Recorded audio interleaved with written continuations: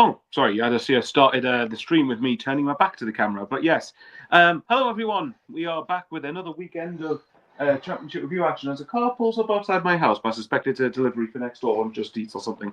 But anyway, people don't want to know about that. Obviously, Stephan has kindly joined me and kindly set this up in the light of Carl's absence, of course. We'll just pretend, Stephan, we didn't talk for 5 minutes off air while we were just sorting things out, hence why we were a little bit late. But how are you doing? I'm doing not too bad. It's been a okay weekend football wise. Two of my three teams have won, so it's not been too bad at all. Good stuff. Good stuff. That is what we like to hear. And I'm sure we'll get Annie's depressing thoughts on Bristol City towards the end of the programme. So try not to look like you enjoy it too much, Stephan. Come on. There you go. We shall see. We shall see. We'll get on to Wrexham and, of course, Bristol City's games at the end.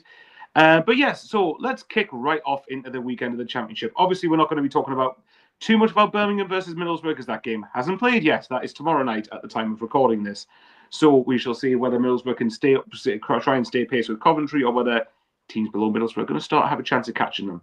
But let's go right to the top. Let's start, Stephan, at the CBS Arena. So let's say the first of many derbies. We've got the Mark Robbins derby coming up now, which of course is Coventry City versus Stoke City at the CBS Arena. So yeah, I think it's a pretty decent place to start. Of course, we had the John Eustace derby. That's also another one. So yeah, we're going to have the relegation derby between Leicester and Norwich. Yep, I'll stop. So let's start with Coventry versus Stoke. Haji Wright, of course, puts Coventry ahead after 12 minutes before Ben Gibson scores a very bizarre goal, which almost looked directly from a corner right before half-time.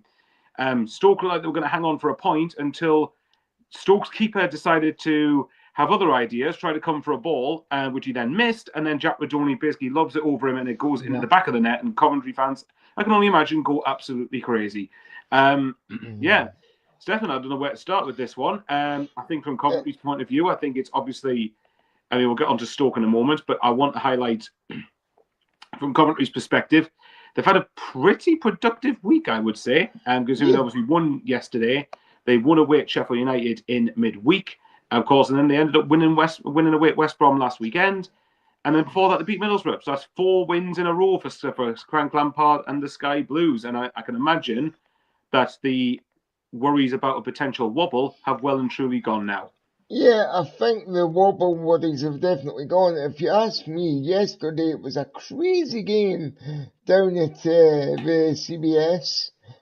Obviously, as you alluded to, Coventry took the lead, and then Stoke scored directly from a corner. I don't think anybody touched it. I think it went in directly from a corner, and we're seeing quite a few of those goals this season, so well done to Stoke for getting one. But then, at the end, it was very bizarre, and I actually think Coventry were actually quite lucky to get the 3 points, because I thought Stoke played really well in the Mark Robbins derby. I thought Stoke played really well. I thought we were going to hold on for a point. If we did hold on for a point, I would have said it would have been a better point for Stoke. However, that didn't materialise, because in the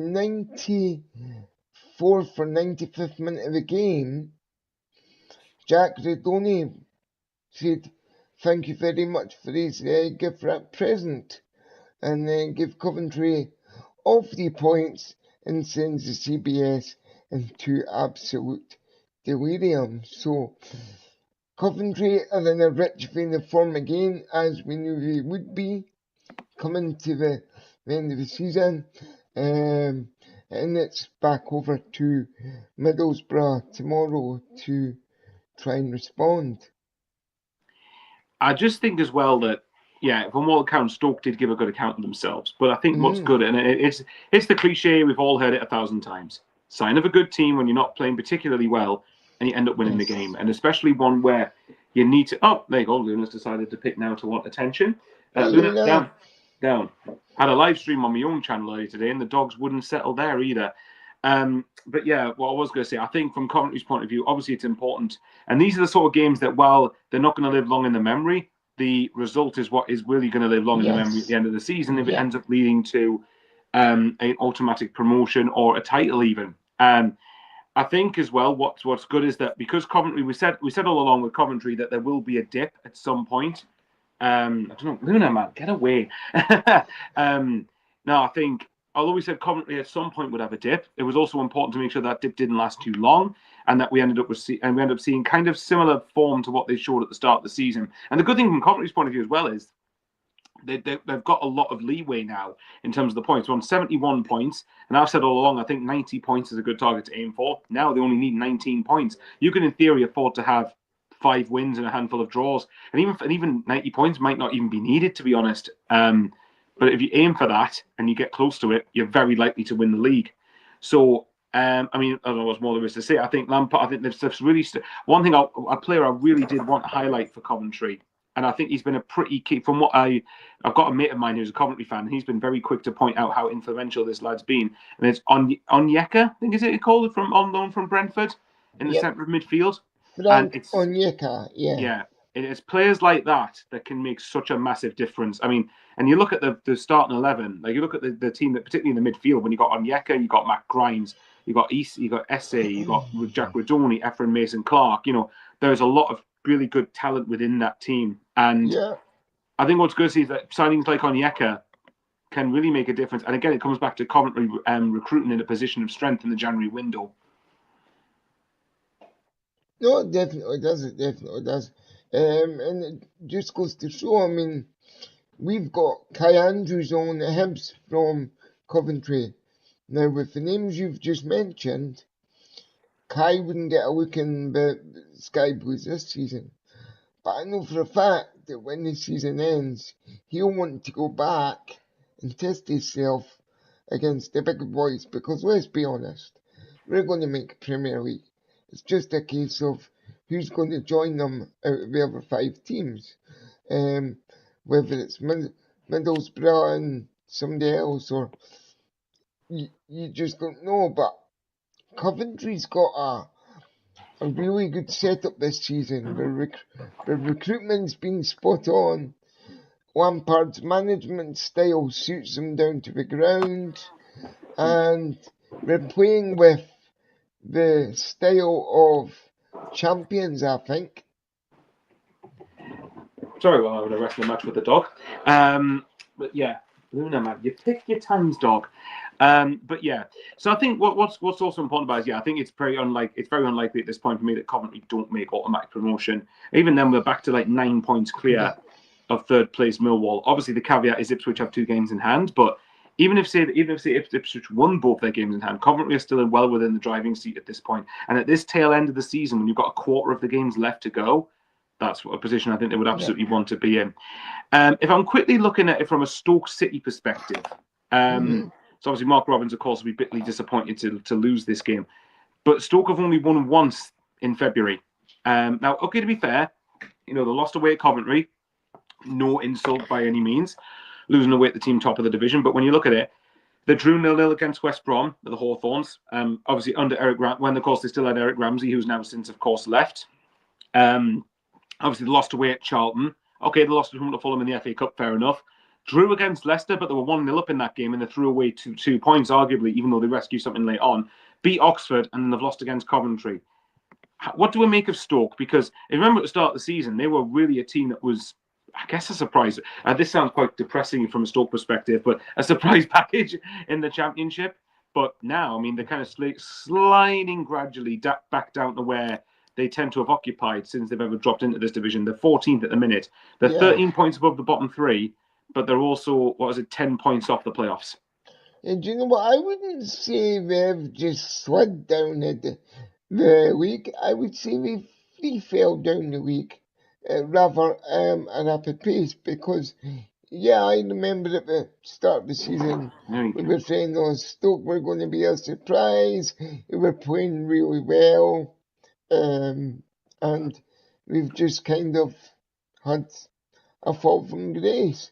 And ever since Stoke have been out of the Prem, we sold over good assets, Jack Butlin's come to Rangers, for example, and ever since that, we've just really been a sort of mid-ish table side in the Championship, and I don't see that changing in a hurry. I see it for the next good few years. I think it's just going to be typical Stoke, to be frank and honest. So apart from that, life's great, Stoke City fans. Yeah, I mean, like I've repeated this point loads of times, and I feel like Stoke are one of those teams that seem to be just meh in the Championship. They don't really do Meh. anything. Yeah, they're meh, and then they flirt with relegation a bit. The difference is this time they haven't really flirted with anywhere near relegation. But again, I've said before, considering they came down in 2018, 8 years ago, and they've not once even finished in the top half, is pretty disgraceful, to be honest. But nevertheless, an important 3 points for Coventry City. Let's stay on the trend of the teams chasing the pack for top two. Let's go to Deepdale. Let's go. So Preston North End 0, Millwall 2. I think this is a pretty.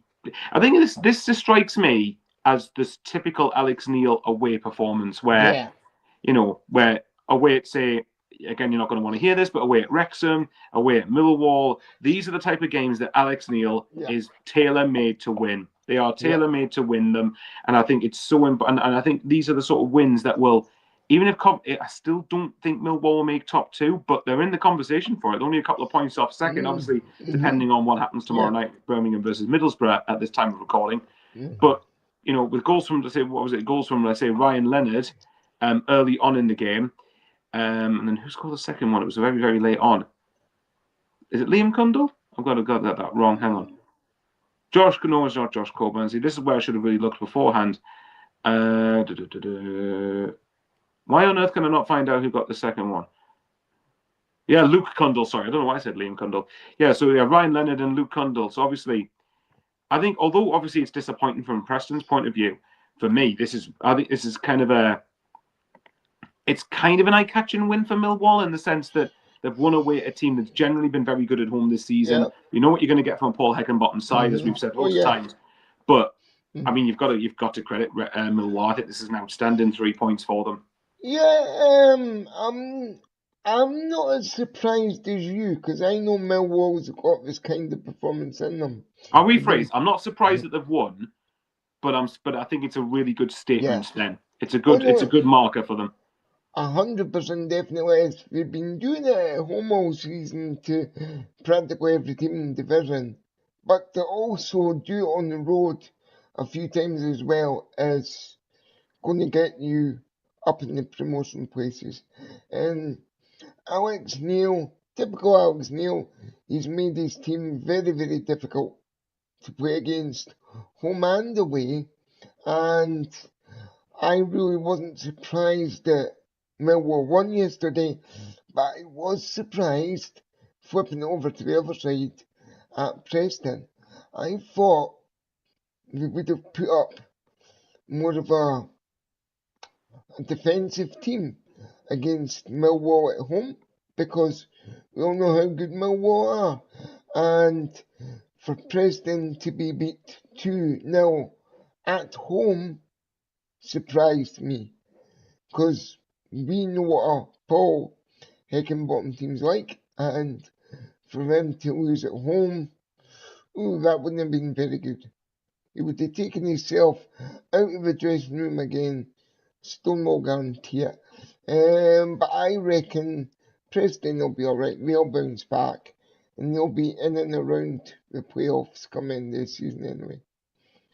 I think just to add to that, actually, I did not realise that Preston are in 12th at the minute and they're 8 points off the top six. They're only 2 points ahead of Stoke. Yeah. So it shows my lack of research. But I'm just looking at their form here across. So since they've beaten Portsmouth, they drew against Watford, and then they've lost to Blackburn, drew against Swansea, and then lost to Millwall. So yeah, I think that it's the sort of. I mean, are Preston going to start going towards the accolade that them and Bristol City kind of constantly share, which is often always in mid-table and don't really... It's like the battle of 11th versus 12th every year. I mean, they easily could, but the thing is, just remember a few weeks ago, they were 6th, 5th, 6th, 5th, 7th. So they can get themselves in the playoff, but I wonder if it's all to do with having the stamina on the legs, because a 45-game season, plus your cup games that you have, it's a long season. And with teams that don't have as big a budget as other championship teams, it can tell in the end. And I think it's starting to tell for teams like Stoke, Preston, Leicester's just Leicester. But it's starting to catch up for these teams that don't have as big a budget as, say, the likes of your Covs, because they've recruited real well this season. Your Hulls, they've recruited well. Wrexham's recruited fantastically. I have to say that. And I'm not being paid, by the way, by them at all. He said unashamedly. I wish I was. But that's just the tale of the championship. It is a long, hard slog, and I think it is starting to show its toll as to who's going to be mid-table in top 6. Funny enough, Preston's March games actually look quite interesting. Oxford at home Friday. Okay, if they're wanting to keep themselves alive for the playoffs, yeah. Oxford at home on Friday night, which is a must-win. If you're looking at playoffs, that is a must-win. Then they've got trips to Coventry and Norwich after that, which are pretty tricky. Stoke at home, I think that's a winnable game at this point, and I think so. If they win the 2 home games and maybe try and squeeze something away from home, then they're well within it, because their April actually in general looks quite good. Leicester away over the weekend, Easter weekend, they travel to Leicester before hosting QPR. Then they travel to Charlton. West Brom come to Deepdale. Then they go to Birmingham and Sheffield United before Southampton at home last game of the season. So, yeah, I'm not going to call time on Preston's playoff position just yet, but I think that it's getting to the point where they need to start putting a decent winning run together. Yeah, I would definitely agree, because if they don't, they're going to be out the race pretty quickly. But yeah, as regards to Millwall, though, just to end it on them, yeah, as of right now, they're 1 point behind Borough, who of course, but if Borough win, then it's back to 4 points. But I've said all along, I think that Millwall, if Ipswich in particular, I think it's if Ipswich for me gets second, I think Millwall are my bet to win the playoffs. Yeah.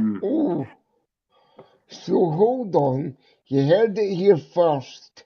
If Ipswich gets second, Mr. Bowers thinks Millwall is going to win the playoffs. Now that could be interesting both ways of the table, because we could see a flip between 2 certain teams, or that other team could stay in the division, and we have, that's going to be a tasty prem if that happens. I wonder if you're referring to a certain team that likes to blow bubbles in part of its song. We shall see. But yeah, no, I just think Alex Neil knows, again, I've said before, Alex Neil absolutely knows what he's doing. And when you're signing players like, again, Tommy Watson, Anthony Patterson in the January window, in addition to the players they've got, such as Aziz and, Langstaff starting to come into form a little bit. Then you've got Coburn and Annie's joined with. There we go. So just a good time, actually. We were just talking. I was just telling Stephan about how you heard it here first. Shout for me that if Ipswich get top 2, that Millwall will be my bet to win the playoffs. But obviously that's way too early. That depends on the key injuries and such happening. But yeah. Anyway, no, great win for Millwall, of course, and it's good for them to sort. And I looked at Millwall; they've won 4 of their last 5 as well. Apart from a 3-1 defeat to Portsmouth, they've won every single game in February. So just to put that out there, Alex Neil, like I said, it's just trademark Alex Neil stuff. Anyway, Annie, how are you doing? Yeah, not bad. Just got back down to uni, so yeah. I'm guessing you were unfortunately at Ashton Gate on Friday. Let's not talk about that, shall we, Michael? Not yet. There's plenty of time. Not yet. Stephan, get that smug smile off your face right now. We're not even in the same league as Wrexham anymore. Anyway, that's a different conversation. But yeah, not doing too badly, no. Well, we shall see. Right, let's get right. So basically, Annie, long story short, we've done Coventry, Stoke, and Preston, Millwall. So we've only done 2 games, actually. Right. Okay, cool. So you have not really missed very much. Let's get on to the next one. Next team that's going to be in there. I'll not do Ipswich yet. Well, I'll come to Andy for this one, actually. This was the same fixture as the final day of last season. And I bring this up for context reasons for Hull, which is, remember last day of last season, Hull travelled to Pompey, needing a point, basically needing to better Luton's result, I think it was, to stay in the Championship. They got a 1-1 draw while Luton lost at West Brom, which kept them up. So that says a lot now that you fast forward not even a year later and Hull win at Portsmouth. Granted, the goal itself was quite interesting, but you win away at Portsmouth, who missed some good chances, but still win away at Pompey to keep yourself even in the top 2 hunt. And even if you're not in the top, and even if you don't finish there, help consolidate your place in the playoffs. It's funny how football can change so quickly. 2 shots Hull had all game. 2 shots, and that's all they needed, right? Pretty much. Just typical. I had a look at the halftime stats, and I sort of went, "Just got 1-0 Hull written all over this." Millwall, Pompey dominant chances, but there's been a theme for Pompey lately. Where I think Sheffield United at home. I'm trying to think. I think it was another game at Fratton where they had a lot of the ball, and they just haven't been able to turn it into a win. But yeah, there's been a bit of a theme where they've had a lot of the ball, created chances, and they've just not been able to stick the ball in the back of the net for whatever reason that is. And to pile on to their misery, Pompey, I think Josh Murphy's out for the season, as Omar Senior said after the game. So this is not great news from Pompey from a Pompey point of view, because it was a good feeling about Pompey after they won 3-1 at Millwall. It was back-to-back away wins, away at Charlton and at Millwall. Very impressive. And they go and lose at Wrexham, but it's kind of like, okay, still 6 points. Last 3 games, not bad. 3 tough away games. And then they go and put in a performance of Fran like that again. Bit of a worry because, it's also congested down there. It's also sort of still very... It's not nothing's decided yet, which is obviously great for us. But if you're a team down there, you obviously see sort of heart and mouth moments.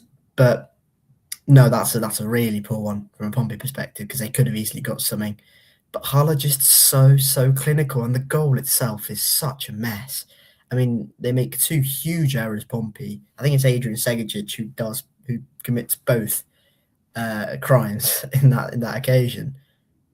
And he gets absolutely blasted by John Messina after the game. He gets properly called out, which is never nice to see, because I think Segic has been pretty decent this season, actually. Come in from Australia, new league. I was going to say new language, but it's not, is it?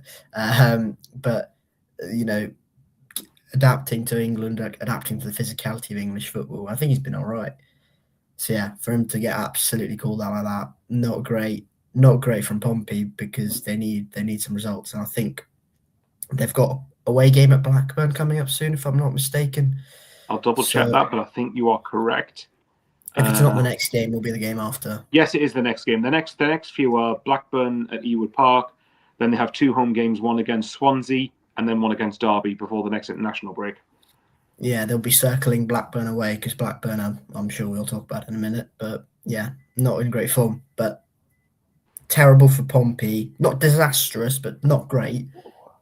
But Hull have all of a sudden, when we said, 5 home games in a row, this is the moment where they're going to sort of bank it and go and put themselves right in an automatic promotion conversation. They sort of fudged that up a little bit, and now they've won back-to-back games, one at home, one away, and they're sort of back in it automatically because of some slip-ups from elsewhere. So what a win for Hull. They continue to defy XG expectations. I see what you did there. XG expectations. It wasn't intended, mind. Never mind then. But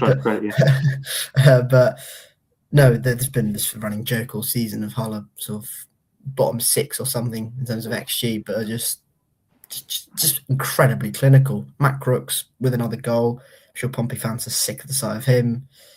But yeah, brilliant Hull, and sincerely hope that they're in the conversation, because more teams in the conversation, the better for the league, I suppose. Absolutely. I've just looked at Hull's recent championship form, actually. So take out the game against Chelsea in the FA Cup, right? But obviously they drew 0-0 with Watford at the start of the month. Then they lost to Bristol City and Queen's Park Rangers at the AKM. 2 defeats, followed by a 4-2 win against Derby. Luna, do you mind? 4-2 win against Derby and then a 1-0 win at Portsmouth. So 2 wins, 2 defeats. So basically, and then have you seen the next 2 games? Ipswich at Portman Road, and then Millwall come to the AKM Stadium. And then we might as well throw in the game afterwards for a very certain Stephan would probably be interested in this one, which is a trip to the racecourse.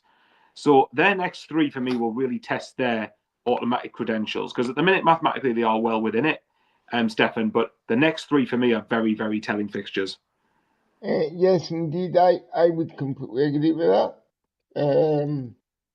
I think the most telling one is going to be at the racecourse, because any team that comes to the racecourse just now, and I'm not just saying this, but it is a difficult place to come, partly because the capacity is quite small at the moment for the championship. So with the noise volume and everything, it just, the fans make it a difficult place to go. Wrexham know how to play on their new surface, so that's going to be a telling game, I think, for Hull.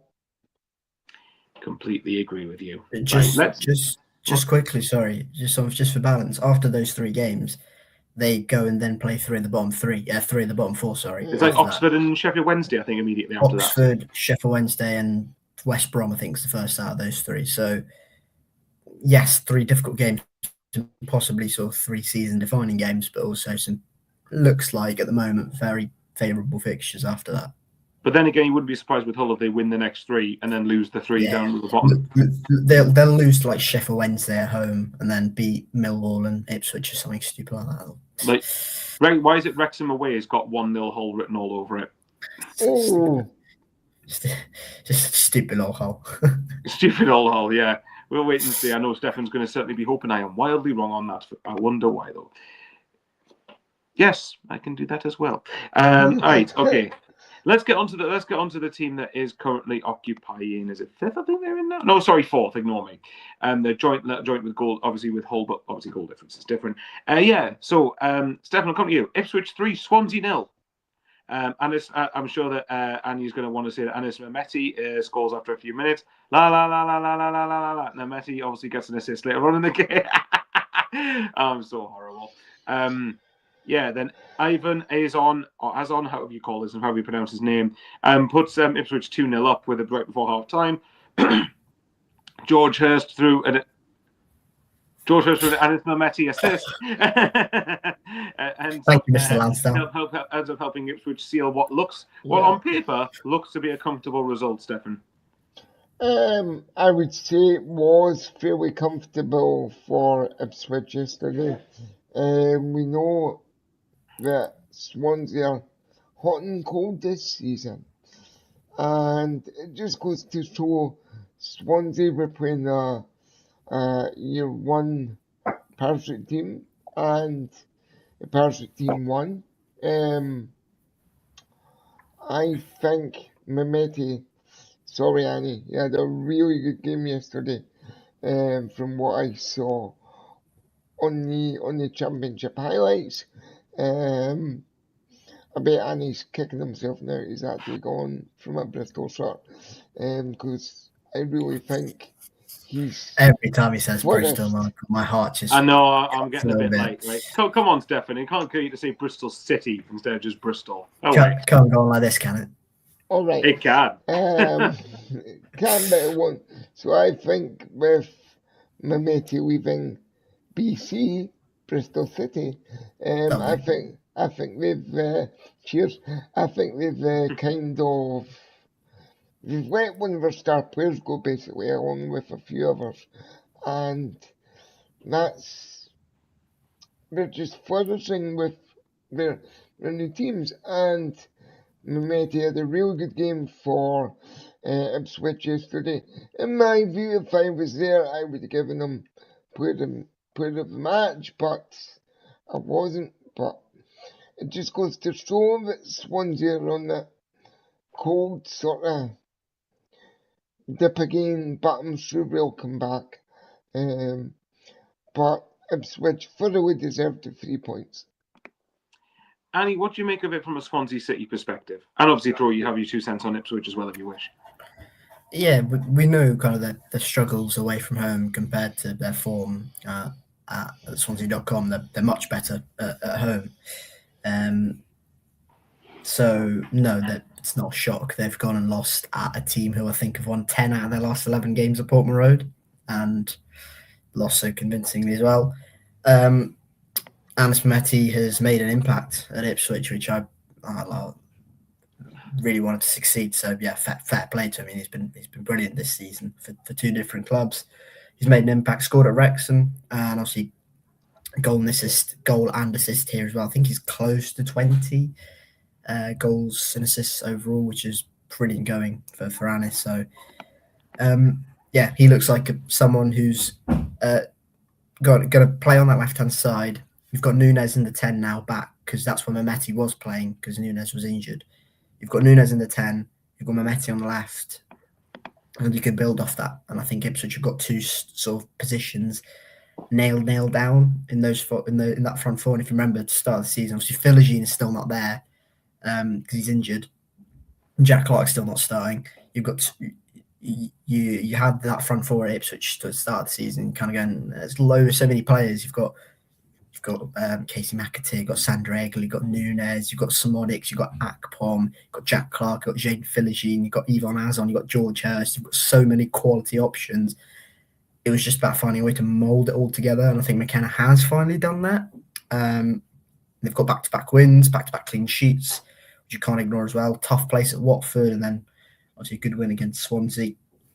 Much better from Ipswich. Swansea, just to circle back to your question, yeah, I mean, I think it was always going to be too much of an ask to go to Ipswich and get something, especially with the form of Portman Road, but yeah, I think they're probably one of the teams, along with Stoke and probably us, Preston, I put in that category of beach and season done. So, no, I'm not particularly shocked. I still think Swansea have been really good under Vitor Matos. Nothing should take away from that. I think he's done a cracking job there. So, no, it's a shame they've lost it and the manner in which they did. And that's probably done in terms of the momentum that they've lost. But good win for Ipswich and back-to-back wins in a week where Middlesbrough tripped up is crucial in terms of getting yourself back into the ultimate promotion conversation. Because I believe Middlesbrough have drawn their last 2, haven't they? Against Oxford and Leicester.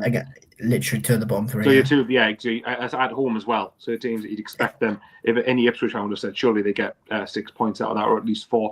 I'm looking at Ipswich. One of the big thing for me this week is one of their games in hand is at Hull, home to Hull on Tuesday.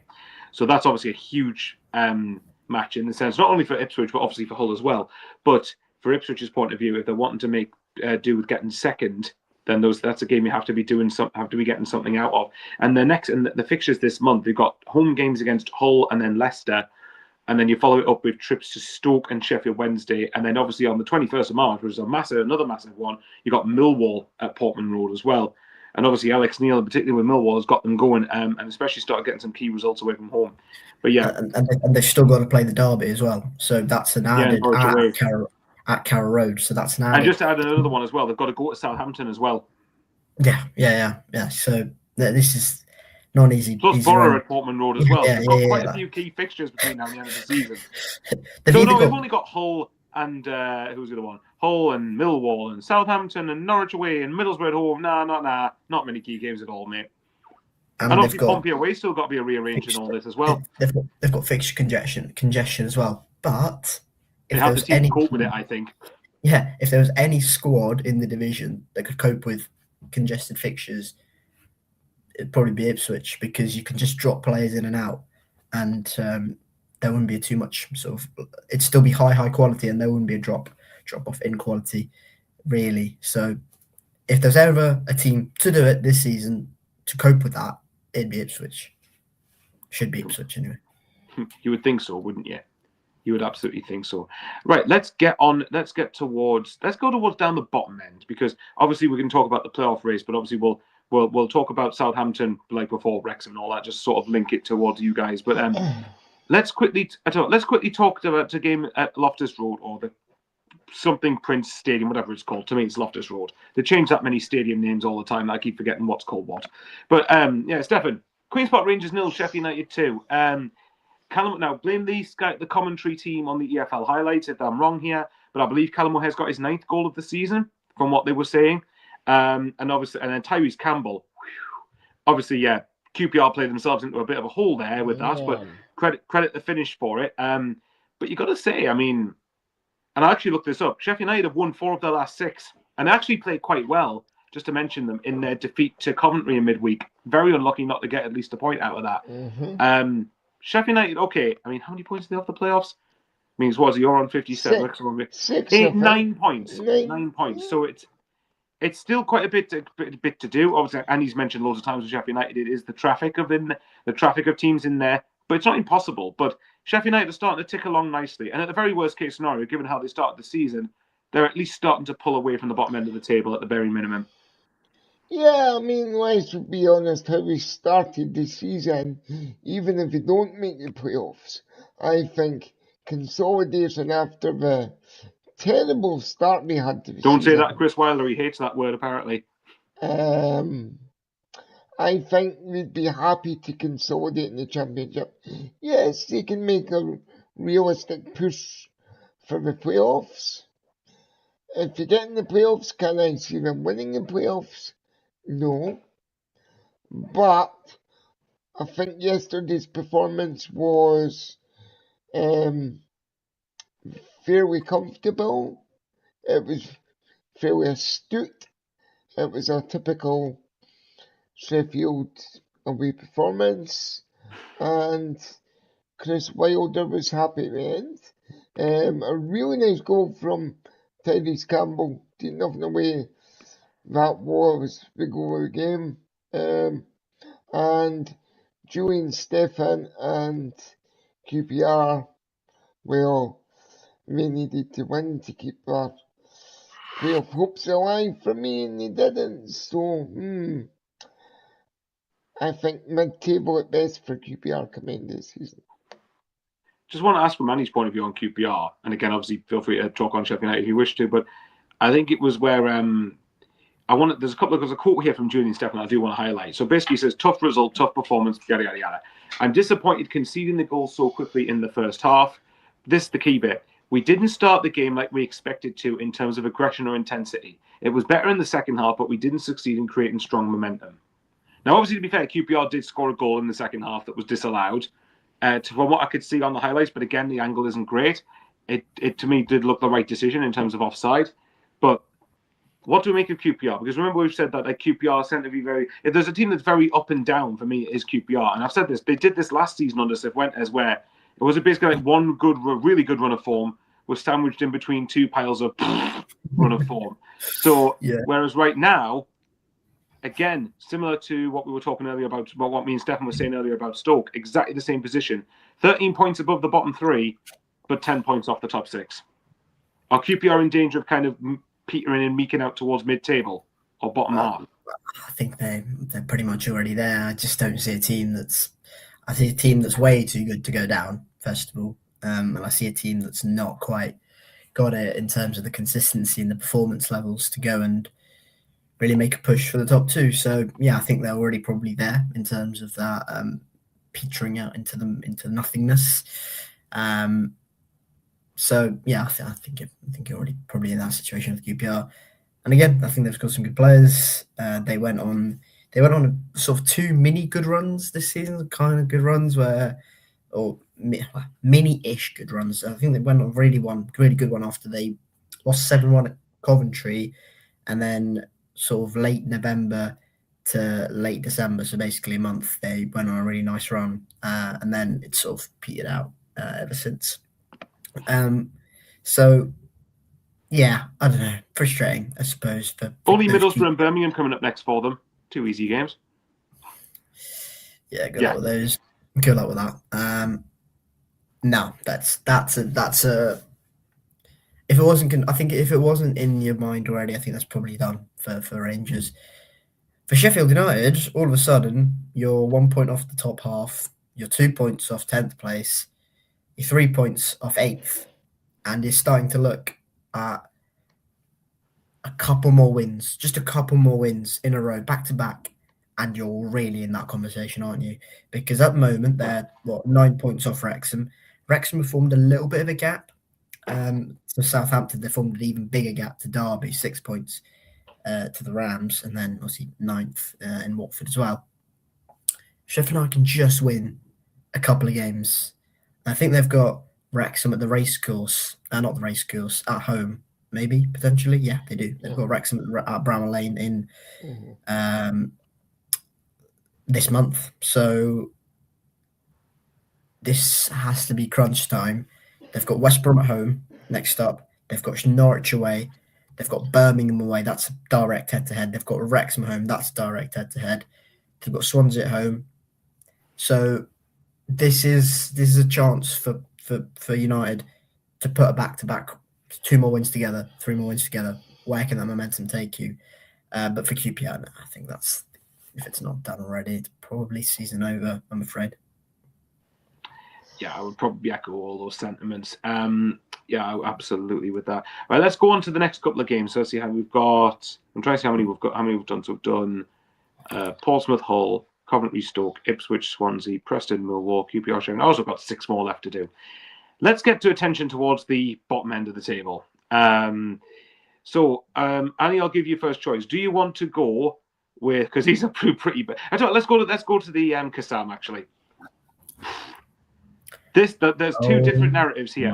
One, well, first of all, we have to credit how big a win this is for Oxford, because West Brom, the team in 21st, was it 5 points? Sorry, 6 points, I think it was, before the start of play, and now they're 3 points off West Brom. But probably the bigger narrative, which probably isn't fair on Oxford, but I think that's how it is. Wow, West Brom. Right. Oh my Eric God. Ramsey has, obviously, for those who don't know, Eric Ramsey got sacked in midweek after they drew with 1-1 at home to Charlton, which, if that's not bad, which for West Brom is a poor result, really. Obviously, good point for Charlton, of course. But to follow that up by losing at the Kassam against an Oxford side, by the way, who struggled more often than not to score goals. Yeah, wow. Right. Annie, where do we go from here with West Brom?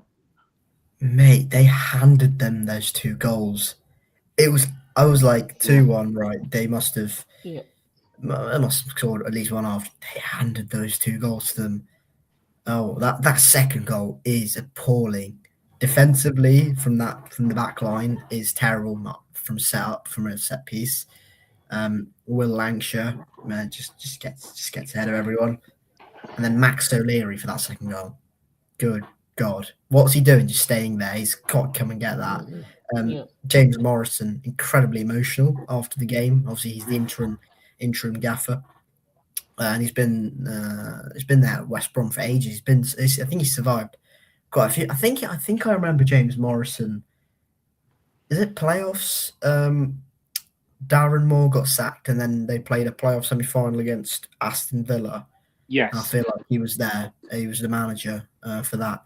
But yeah, my God, they're terrible. They are terrible. This is not just the flirting with the relegation zone and then they'll pull out. They are deep in the They're not flirting with the relegation zone. They're in a long serious relationship with the relegation zone at the minute. The way it's going, they can't break up. They're there. They're stuck. Can't break up. I love the analogy. Yeah, they're in a relationship with going towards the relegation zone. They can't break out of it. It's like a toxic, abusive relationship for West Bromwich Albion that they can't get out of. They are terrible, Mike. I don't know what to tell you. I didn't expect this from this Albion team. They've hit 1 point per game, and they should be thanking their lucky stars. Leicester have got a points deduction and therefore are below a point per game, and Leicester are terrible themselves. I don't know what to say. They're weak. They're soft. They don't look like they care. I read a very interesting tweet from an Oxford fan. I'm sorry if I don't give him credit. Who basically said, there's an Oxford fan, by the way, who just won the game. It looked like West Brom players didn't care because they didn't appeal for any decisions. And I know that might sound weird, but you know No, your I average get where you're footballer, coming from. your average footballer, even if it's a 50-50, or even if the most obvious decision in the world, the most obvious free kick goes against you, they'll raise their arms, they'll look like they give a crap. Apparently West Brom didn't do any of that for 90 minutes. There's a serious attitude problem. And I think probably pinpointed the little shining light, Oliver Bostock, who scored yesterday, I think after coming on. It was a bit of a very heavily deflected goal, but take them where they come. I think first goal for the youngster. I think West Brom lad as well. So good for him to get on the score sheet, and he doesn't take any blame in this. The rest of them are they're a sad bunch, aren't they? I mean, Christ, they are. But who would have thought West Brom's squad at the start of the season would be anywhere near 21st in the division, anywhere near 1 point per game? They're awful. They're awful, Michael. And I don't see it turning around.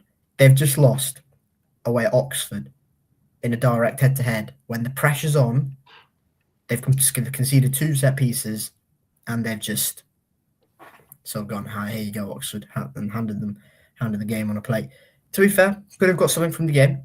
It was a free header that was missed 2-1 late on. I think 87th minute or something. They missed a free header from a corner. But generally, they're terrible. They absolutely stink. They stink of a team that's going to get relegated. That's what they stink of. Two managerial sackings within a season. When the interim manager, who's been there for ages, probably about like 10 years, James Morrison, don't know exactly the timeline, is coming out with those statements of feels let down by the players. What he's individually calling players out, like the goalkeeper. That stinks of relegation, stinks of trouble.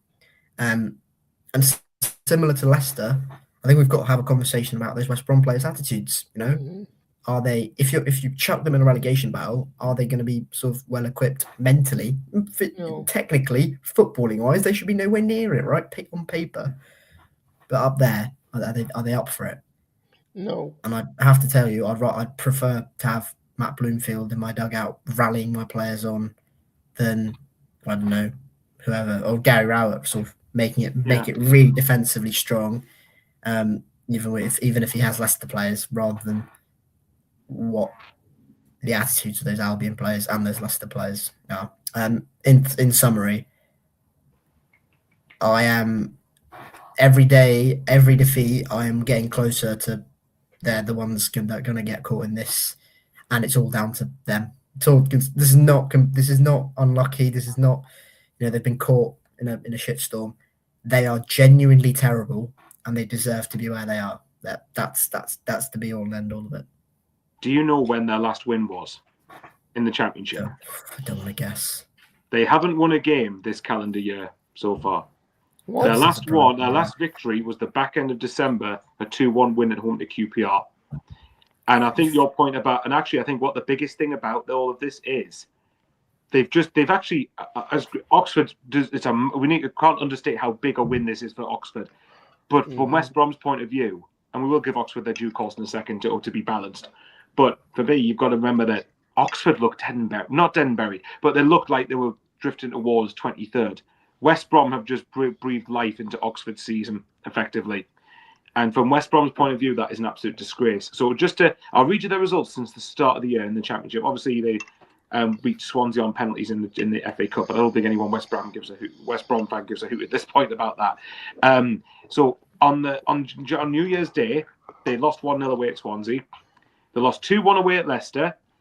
3-2 home defeat at Borough. Actually, they didn't play too badly that night, to be fair. I did watch it, but still, they lost the game. They got battered 5-0 at home at the time to relegation-threatened Norwich City. They scraped a point very late on away at Derby. I think it was a Chris Metham sort of scrappy, I don't know if it was a deflected goal. To be fair, I think they deserve something from that game. Well, okay, then fair enough then. All right, so they drew 1-1 away at Derby, but then they followed it up by losing 3-0 to Portsmouth. Then they drew 0-0 at home to Stoke and 0-0 away at Birmingham. 2 not bad results, particularly away at Birmingham, I think. Obviously lost away at Norwich in the Cup. Lost at home to Coventry, and I did watch most of that game. They were pathetic, to be quite honest. I know Coventry are obviously at the top of the league, but they didn't put any sort of fight in. They were Coventry could have literally just gone and got a 3-course dinner, come back on the pitch, and it'd still probably be winning like 2-0. Then obviously these are the two that stand out to me. They drew 1-1 at home to Charlton, who Nathan Jones has done remarkably with the effort he's put in with those players. But if we're comparing it squad for squad, there's no way that really West Brom shouldn't be not winning that game. But obviously that got Eric Ramsey sacked. And then they've just lost 2-1 away at Oxford. And their next 3, well, I suppose you could say next 4. Annie might scoff at this a little bit. But Sheffield United away next. Don't know if I fancy them to get anything there at the minute. 2 home games against Southampton and Hull after that. And Annie's probably going to say this is where they're going to win, but a trip to Ashton Gate after that. Yep, I knew he would absolutely say that. But in April, they've got Wrexham at home. They go to Blackburn away, who'll be fighting for their lives under Michael O'Neill. Millwall at home. Preston. Their hope is, I think, with Preston and Watford. Those are the 2 games I could maybe see them getting something because their seasons might be done by then. But by that point, are they going to be so far... If they continue this trajectory, are they going to be so far adrift or really damage is done at that point? Then they've got Ipswich at home, last game of the season. And then the weird thing is they go to Sheffield Wednesday, last game of the season. So by the time they go to Sheffield Wednesday, is that going to be well, we're already down, so who gives a crap? Yeah, but I don't know what there is. I don't know, Stephan, if you've got anything to add on West Brom before we talk about Oxford, but my God, West Brom are in the shit at the minute. They were so poor yesterday, it's unbelievable. And James Morrison, to answer your question, and he's been there for about 10, 11, 12 years, something like that. He played for them when they were in the Prem. That's how long he's been associated with the club. But this just stinks to high heaven. I'm sorry to say it, but West Brom are done. The championship days are over. The championship life support is about to be switched off, and I don't think it's going to be long before relegation is confirmed. And just to echo any sentiments, if you're calling out players saying they've let you down, even though you've only been in the dugout for 1 game, it doesn't bode well at all. I've not got any words to describe it really. It was just crap. Yeah, there you go. I think that kind of sums that up. But I'm actually just looking, right, and again, it goes back to how mental it is that that on paper this West Brom squad's there, but the attitude's so bad at the minute they fully deserve to be there. But just look at their midfield and their front 4. Jason Malumbi and Alex Moore in there. Jed Wallace, Isaac Price, Mickey Johnson, Josh Madger up front. But that's the issue. It seems to me at this point, West Brom players must be thinking, we're not going to go down, we're too good. Well, if you have that attitude, then you're screwed. Then bye-bye. You're not gonna get any diddly squat out of this relegation battle. There's something toxic at West Brom, and until it changes, be it boardroom level, player level, coaching level, whatever, until it changes, until we get to the root cause, that football club is going to be in the merge for years to come.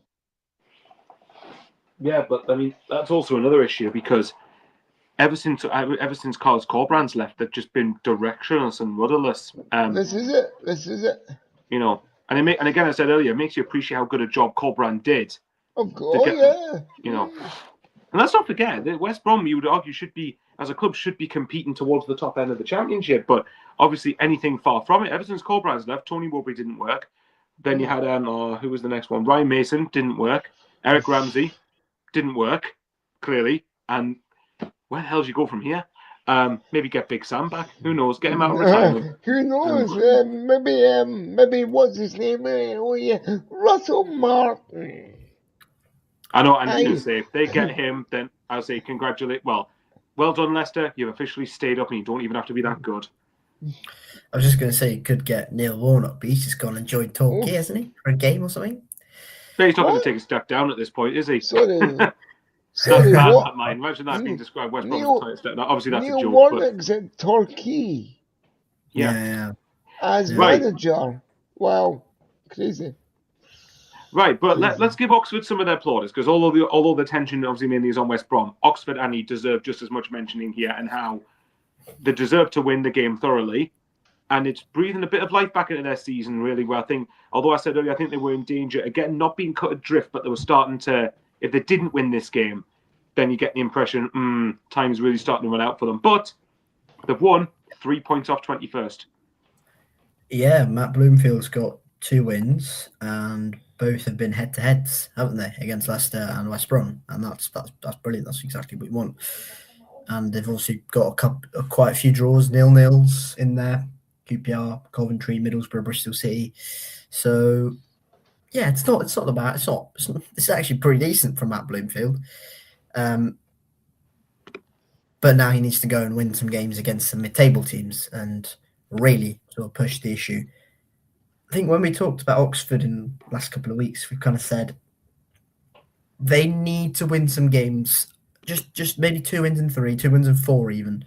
Just win some games and then you're back in it. Because it moves so slowly, right? That a 5-point lead can be cut down like that within literally a couple of games because how slowly everything moves. So that's a great win for Oxford. That's exactly what you need. And Crucial. Yeah, exactly. They needed that to keep their season alive, really. If they didn't win that game, kind of going, who are they going to beat, really? So, yeah, great win for Oxford. Deserve their plaudits, absolutely. It's now, can you go and do it over the sort of medium, longer term? Can you go and replicate a couple more wins against, maybe someone like Preston, QPR? Funny you mentioned Preston, because that's their next fixture. Is that at the Kassam? No, it's at Deepdale. Right. Okay. But they are. I know Leicester were terrible when Oxford beat them, but they are capable of a result. They are capable of pulling out something away from home. Exactly. No, yeah, you're right. You're right. So look, they need some more wins. They do, and then we'll have a real conversation about Oxford. But at the moment, just the quality. I'm sure I'm coming across sort of very patronising to Oxford, but just the quality, just a longer term. And I'm sure they've probably been better than Leicester and West Brom, which ultimately is what you need to do at the moment to get out of the relegation zone. But is it quite convincing me enough? Not quite. But while Leicester and West Brom are deep in the shit with attitudes that stink, you've got every chance, haven't you? Take advantage, exactly. You're right, yeah. Take advantage. Just to add to that as well, and look at their next 7. Their next 7 actually don't look too bad for me. So Preston away, as I said, on Friday night. Then they've got 2 massive games at the Kassam. Blackburn and Charlton coming up after that. God. They go to Southampton. I'd expect them to get nothing there. I think any Oxford fan wouldn't. Hull at home. It's a type. I don't think they would get anything, but it's the type of game where I wouldn't be shocked if they did beat Hull, because Hull and Championship, it's that sort of thing written all over it. Then they go to Portsmouth after that, and then a home game against Oxford. Sorry, not against Oxford. Oxford against Oxford. That makes no sense, Michael. Watford at the Kassam.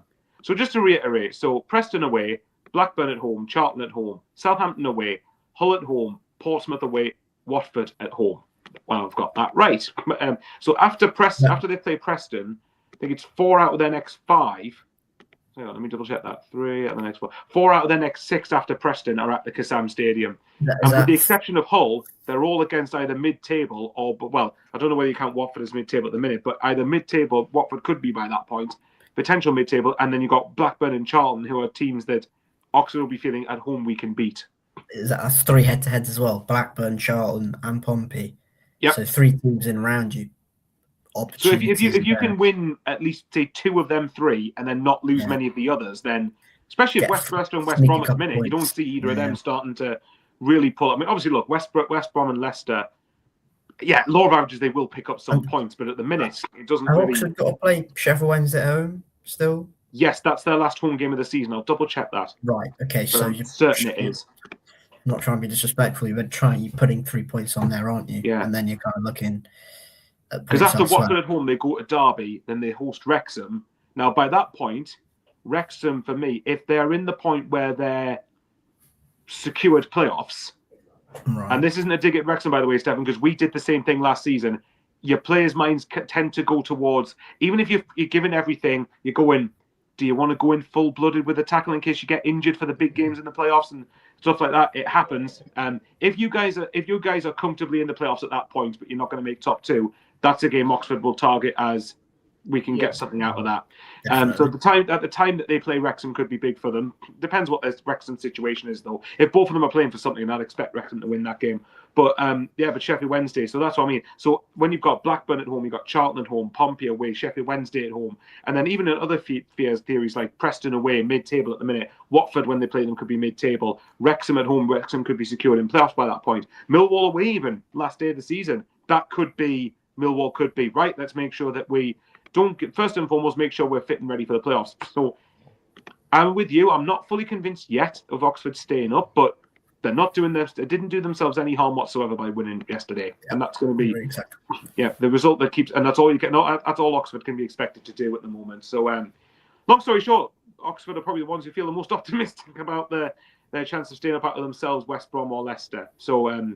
Let's move on from one team that looks like they don't have a great attitude to another one, which is Leicester City. Now, I think Ant is probably thinking, thank God I've now got a fitness career on YouTube rather than talking about Leicester City, because I can imagine that his mental fatigue will be through the roof with this lot. Stephan, Leicester 0 Norwich 2. So in the second half, Anis Ben Slimani and Ali Ahmed scored 2 goals, and actually I will say Slimani's goal, really good finish as well. Nice finish, yeah. But by the way, this wasn't just a result that Norwich smash and grab. From what I saw, looked like they thoroughly deserved this victory, and they were easily the better side, created the better chances away from home as well, and it puts Norwich, let me quickly double check the table to make sure I've got this right, it puts them 11 points clear of the bottom 3. Now, this is where Annie can have a bit of a giggle here, but if you remember how crap they were under Liam Manning and how they were only going in one direction, Philip Clement, I mean, what a job he's doing so far. He's done a remarkable job. I can see Philip being at Norwich for a good 2-3 years, easily, if he keeps getting a tune out of them. I'll be totally honest with you. Yesterday, even though Leicester was at home, they weren't at home. They just didn't turn up. Norwich, it was very, very comfortable for Norwich. Leicester couldn't put a glove on them. And it's a poor start for Gary Rowett's tenure in charge of the Foxes. To the point where can Gary Rowett keep the Foxes in the Championship? On the basis of yesterday, I'd have to say no, because there just was no fight, no passion, no creativity from Leicester at all. Norwich bossed that game from start to finish and thoroughly deserved the 3 points.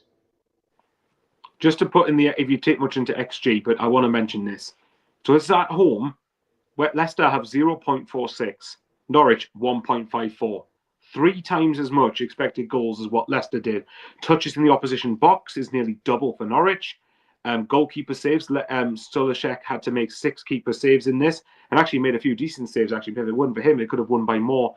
So, I think from Norwich's point of view, and Andy, I'll ask you Andy, about this. So, I think from Leicester, this is really alarming, considering the fact that if they won this game, they would have gone 5 points behind Norwich. They could have really stuck them close to them. Instead, they went, nah, you're going to get yourselves out of it. We don't care. Well, maybe not literally like that, but they might as well have gone and done that. And they'll be and I don't know whether they would be thanking the fact Oxford beat West Brom to keep themselves only 1 point off 21st, but they go, but hang on, Oxford's only 2 points behind us now. Yeah.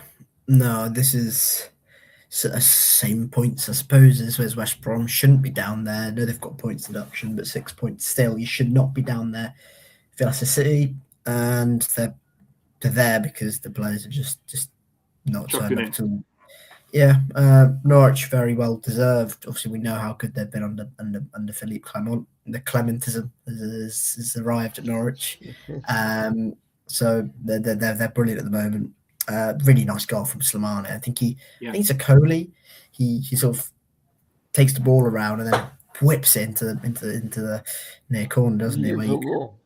could expect to go sort of right hand side. He goes left corner, and brilliant from Slimane. And then the second goal is good work from who is it? Callum Fisher lays off. Ali Ahmed gets the touch to the back post, but I can't remember who it was. A Norwich player gets it and then just drives all the way across. I think has a shot. It takes a deflection. You look at the Leicester players, they stop. They literally just stop. And Ali Ahmed's just running. He carries momentum and he's going, I'm going to get a tap in here. And then he just gets the tap in the back post and he makes no mistake. Leicester are terrible. And they need a clean sheet as well. I think there's like 26 games or something without a clean sheet. I'll have a look at that because I'm curious. Because as someone who prides on clean sheets a lot, not in the dirty way, obviously, but on the football pitch who prides in it, yeah, I want to see what. Just quickly for Leicester, by the way, though, Ipswich away next.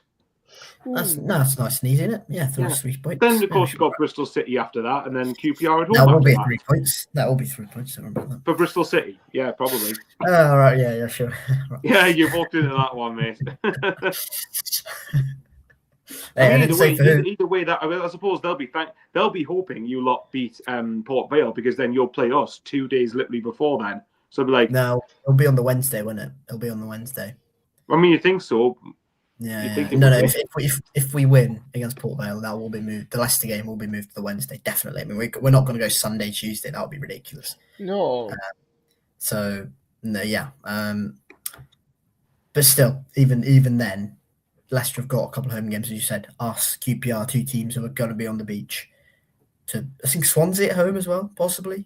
Well, they've got Watford away after playing those 2 home games, and they've got Preston at home, mid-table. Sheffield away, down. We should win that. Swansea at home, mid-table pretty much. Portsmouth away, Hull at home, Millwall at home. So, and then I think their last game is Blackburn away. So up until the point they played, well, probably Hull really, but Pompey to a certain extent, their fixtures after Ipswich don't look too bad to me. That's the one thing I think that could save Leicester for me. Apart from the fact maybe look, I know both Leicester and West Brom have been, but I think Gary Rowett is the one that I think that could get more out of Leicester's squad. Can't believe I'm saying that with the players they've got. But there's that. And then their fixture list looks kinder to me than West Brom's. And I think Leicester, while they're in something of free fall themselves, I don't think they're in quite as bad a free fall as West Brom. Because they went and got a point away at Middlesbrough, which is a good result. They got a point away at Stoke, which is okay. Not great, not terrible, but it's okay. I just wonder for Leicester, and this was before Gary Rowett came in, I don't know what you two think. Do you think that 4-3 defeat to Southampton has crippled them mentally a bit? 3-0 up, and then they end up losing from that position. Yeah. Can I just make a different point really quickly? We've brought up the players' attitudes, and and that obviously relates to hard work, determination, willing to put blocks in, willing to put tackles in. How committed are you? Gary Rowett's style of play requires all of that, and to do all of that at a pretty high level. So actually, when we said about Rowett and this being a good appointment because he'll fire the players up, is he going to really get this Leicester team doing what he wants to do? Because they aren't. I'm sure there'll be a little bit inside of those Leicester players, like a Fatawu, a Mavadidi, a Jordan James, a Harry Winks, kind of going, I'm too good for this. I shouldn't be, sitting back away from home in the Championship hoping to nick a point. I should be on the front foot, getting on the ball, dictating play, scoring goals, scoring beautiful goals, and taking the mickey in the Championship. But Gary Rowett's got them because of the position they're in. Is going to get them. So I'm just wondering, is it a stylistic mismatch in terms of what he wants from those Leicester players and what Rowett's asking from those players and what the Leicester players actually want to do? Because you can tell them to do X, and ultimately, once it's on the pitch, you've got limited control, and they could just disobey you, can't they? That rarely happens, but they could literally just go, nah, screw you. I'm just gonna do what I want, carry the ball up the pitch, do what I want. So I just wonder if that's there, and obviously the psychological element of it to tie it up, because I have seen that point raised on social media a little bit, and I thought it was quite interesting. But yeah. I just thought I'd bring that up. I think there's another thing that I would like to point out, because the last time they won was, I think, West Brom. Let me check. I don't think they won in February, did they? The other thing, no, they haven't done. There's two results in their run of form since this turn of the year, in particular for me, that stand out as, well, particularly crap and particularly bad. They beat West Brom, which obviously in hindsight looks to be a big result at the minute, losing at home to Oxford and Charlton, though. Now, I know against Charlton, I think in both of them, they might have gone down to 10 men. Maybe 9 men in Charlton's case, I don't know. So, but they strike me as two very damaging results there. And obviously, again, being 3-0 up against Southampton, which is but I think on the stylistic thing, I think the two results they've had away from home have proven to me that they probably can have that bit of extra grit, really, because at Stoke, they were battered. And at half time, they were lucky to only be 1-0 down. Then they managed to claw themselves in front, and then they obviously conceded late on. I think a point away at Borough this season is pretty impressive for Leicester. In the grand scheme of things, it shouldn't be, but in this season's case, I think it is. So, I don't know. I wouldn't be surprised at all if Leicester get more results away from home than at the King Power. I don't know. Maybe I might be looking too much into that, but either way, it's a great win for. It's a I guess a huge morale win for Norwich, because it kind of. I mean, I didn't think Norwich were going to go down anyway, but I think it's putting them, as long as they maintain a good points ratio, they're safe for me. They're now at the point where, they can not kind of get on the beach, because I think Clermont will demand a lot of these players. And I've said before that I wouldn't be shocked if Norwich are a team to watch next season. But Leicester, we'll wait and see. If I had to quickly ask you guys this before we move on to the last couple of games. Mm-hmm. Do you think, how far do you think the relegation battle is going to go up to? So as in, because I think Norwich are safe, I think it's probably Charlton downwards that you're looking at danger. And although I think Charlton is 7 points clear, which obviously we'll get onto when you talk about Charlton Wrexham, but Charlton is 7 points clear, Portsmouth 5 points clear with a game in hand over those below them. Obviously it's against Ipswich though. For me, it's going to be probably one of two of West Brom, Leicester, or Oxford at the moment. I think Michael O'Neill at Blackburn will get enough points. I think Portsmouth's a weird one because they can get good performances at home, and you like to think surely at some point they will start to get the odd result or so. And then Charlton have got, let's say 50 points is enough. Charlton need another 9.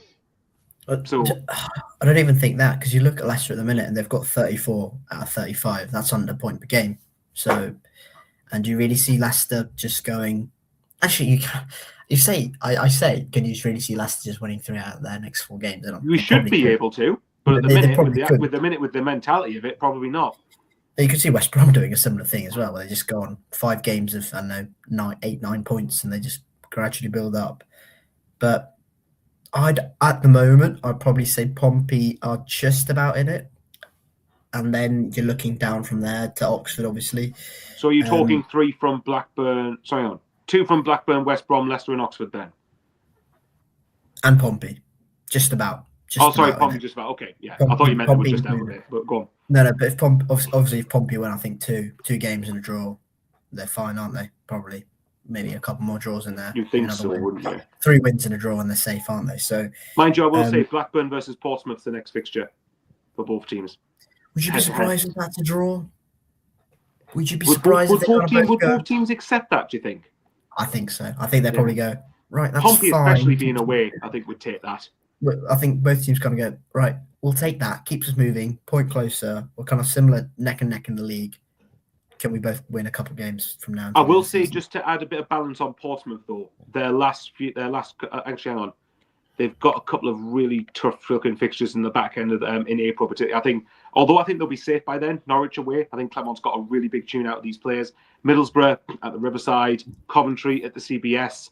That's massive. But on the flip side of that, they've also got Blackburn away, Swansea at home.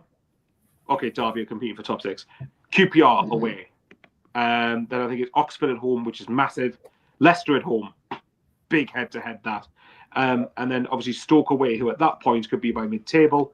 And then Birmingham at home, last game of the season. God knows what state Birmingham are going to be in by that point. So, yeah, I take where you're sort of coming from. So Portsmouth are on 39. So, okay, how many points do either of you think would be enough to keep you up?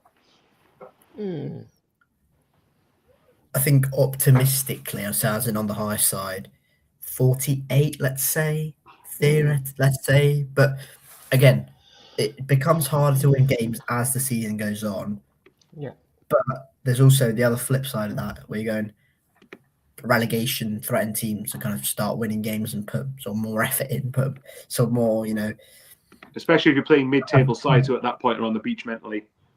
Well, yeah, that is not. I'd really be interested to see a sort of statistician, like an actual qualified person, to having do an analysis on their last 10, 15 years of teams that have been down there, and to us at our back end of the season, maybe like last 10 games, play mid-table sides who are not really doing anything. I'd really be interested to see what that record is like, because maybe it's just a myth, teams and teams down the bottom, maybe, but yeah, look, I'd say 48 if you're to be safe. It's like safe, like fully safe. I think 48 would just about do.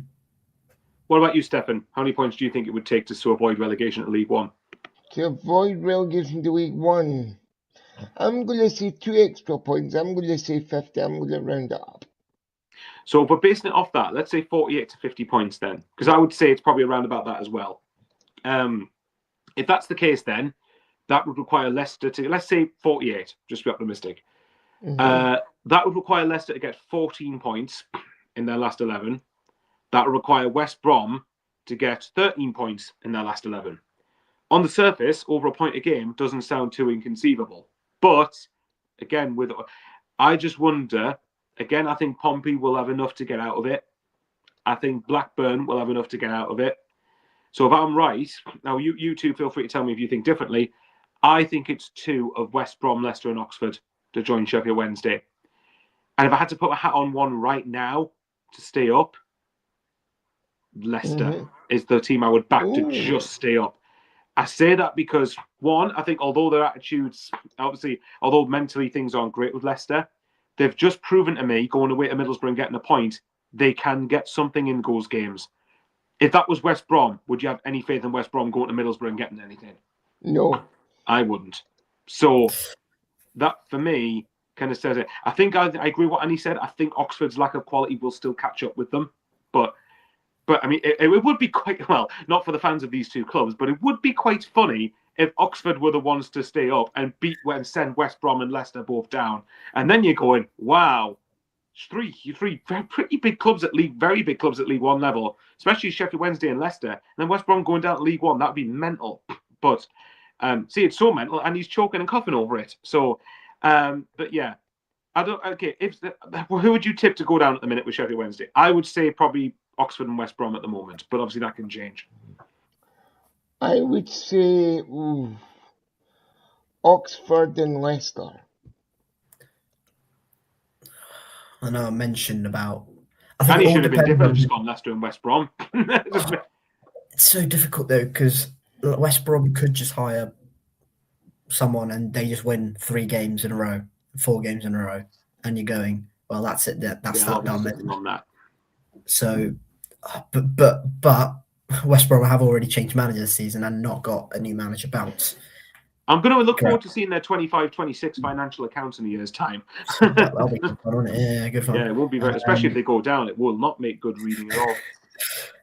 I don't know. I think Oxford right now, but mate, I'll say West Brom, just very marginally. What, as in West Brom to just go down? Yeah. With Oxford, yeah. But like I said, I think the West Brom's next. I think Leicester's fixtures are that little bit kinder or more optimistic than West Brom's. But again, who knows, if West Brom beat Sheffield United, beat Southampton and beat Hull, then the picture totally shifts again. So I'm going to wait and see where West Brom are by the time they go to Ashton Gate to play Bristol City. Because I think after Sheffield United, Southampton and Hull... That's 3 points. Well, fine then. So by that point, okay, let me flip this, Annie, then. How many points can you see them getting out of Sheffield United away and then home games against Southampton and Hull? 1, possibly 2. Now, if that's what they get, surely they're in the bottom 3 by the time they play you guys. Yeah. Because I can't imagine Leicester not at least matching them, if not slightly better in them, and that would all be. And then essentially, Leicester in the next 3 would have to just win 1 game to better West Brom, if that's right. Yeah, because Can you we've got actually to play believe this both of them. conversation, though, that we're talking about West Bromwich Albion and Leicester City in a battle to avoid going down to League One? I think we play both of them this month, don't we? Well, I think we do. I'll have a Yeah. look. But I think you probably do. Oh, hang on, don't you? I'm sure you play. I'm sure you We play play Leicester at Leicester. some point. Which, Yeah, which, you which do. Of colour? course you do. It's Yeah, like a week on Tuesday. You play Leicester, and then you got West Brom at home. Oh, So that'll be Bristol good. City could decide the relegation battle to see who goes down to League One. What a time for Annie to be alive, eh? But yeah. So okay, then. So me and Annie are saying Oxford and West Brom to go down. We back Leicester to just stay up, and Stephan is saying Pure Leicester. blind faith. Well, yeah. Well, I was going to say, well, is that blind faith in Leicester just being less shit than West Brom?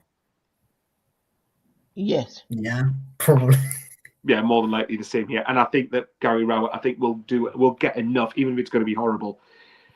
But there we have it. Right, let's get on to the end of this. Let's get on to the last few games. So I think we've got 1, 2, 3, 4. Right, so let's get towards the race for the playoffs. So, right, Stephan, I'll give you the choice of games here. Do you want to go Sheffield Wednesday 1, Southampton 3, or do you want to go Derby County 3, Blackburn Rovers 1 in the John Eustace Derby? Ooh, give me the Eustace Derby. Go on then. Which angle are you going to go from this from? I'm going to go from a Derby perspective. Go for it.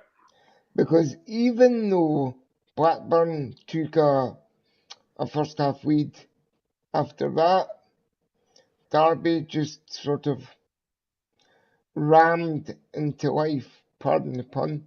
But they came back pretty well. There was some nice play, some nice goals as well. You can't take it away from them. At home as well, so they had the crowd on their side.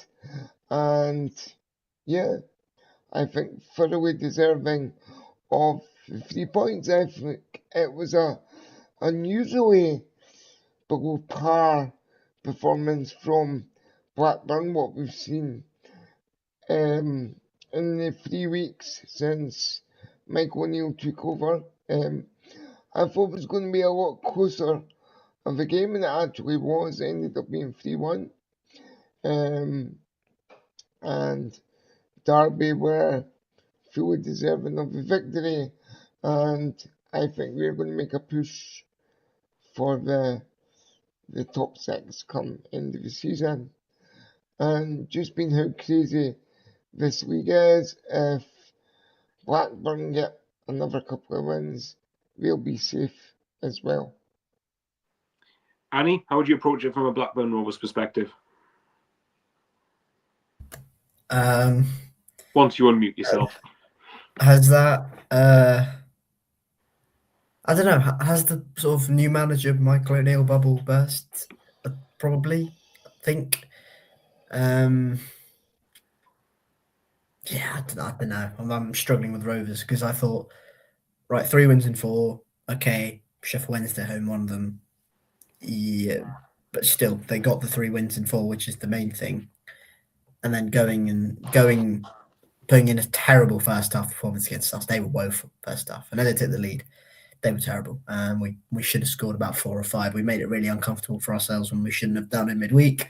And then again, taking the lead here, but then not being able to hang on, win the game. Not great. I think Michael O'Neill came out with some pretty damning comments after this game and said, don't have the strength and depth, squad depth. Need better durability was one quote he said. Yeah, just not good. Not good from Rowe's perspective, and certainly not out of it. I still think they've got some players in there, but compared to, on paper, a squad of a West Brom, squad of a Leicester, I'm not having it from a Blackburn perspective. I'm not really buying into that. So, yeah, I don't know. I'd still be a little bit hesitant because they have ultimately lost to Derby, who are a playoff chasing side, and Bristol City, who are whatever. But they're just hard to get a read on Rovers, I think, because probably is just a case of that good feel factor going. Now, can they grind and can they get can they show quality and can they sort of bounce back from this? That'll be interesting. Have you seen who the next two are against? Well, obviously I mentioned them earlier talking about their opponents, but Blackburn, Portsmouth, and Oxford, Blackburn. Huge games. So Absolutely see where they are. See where they are, of course.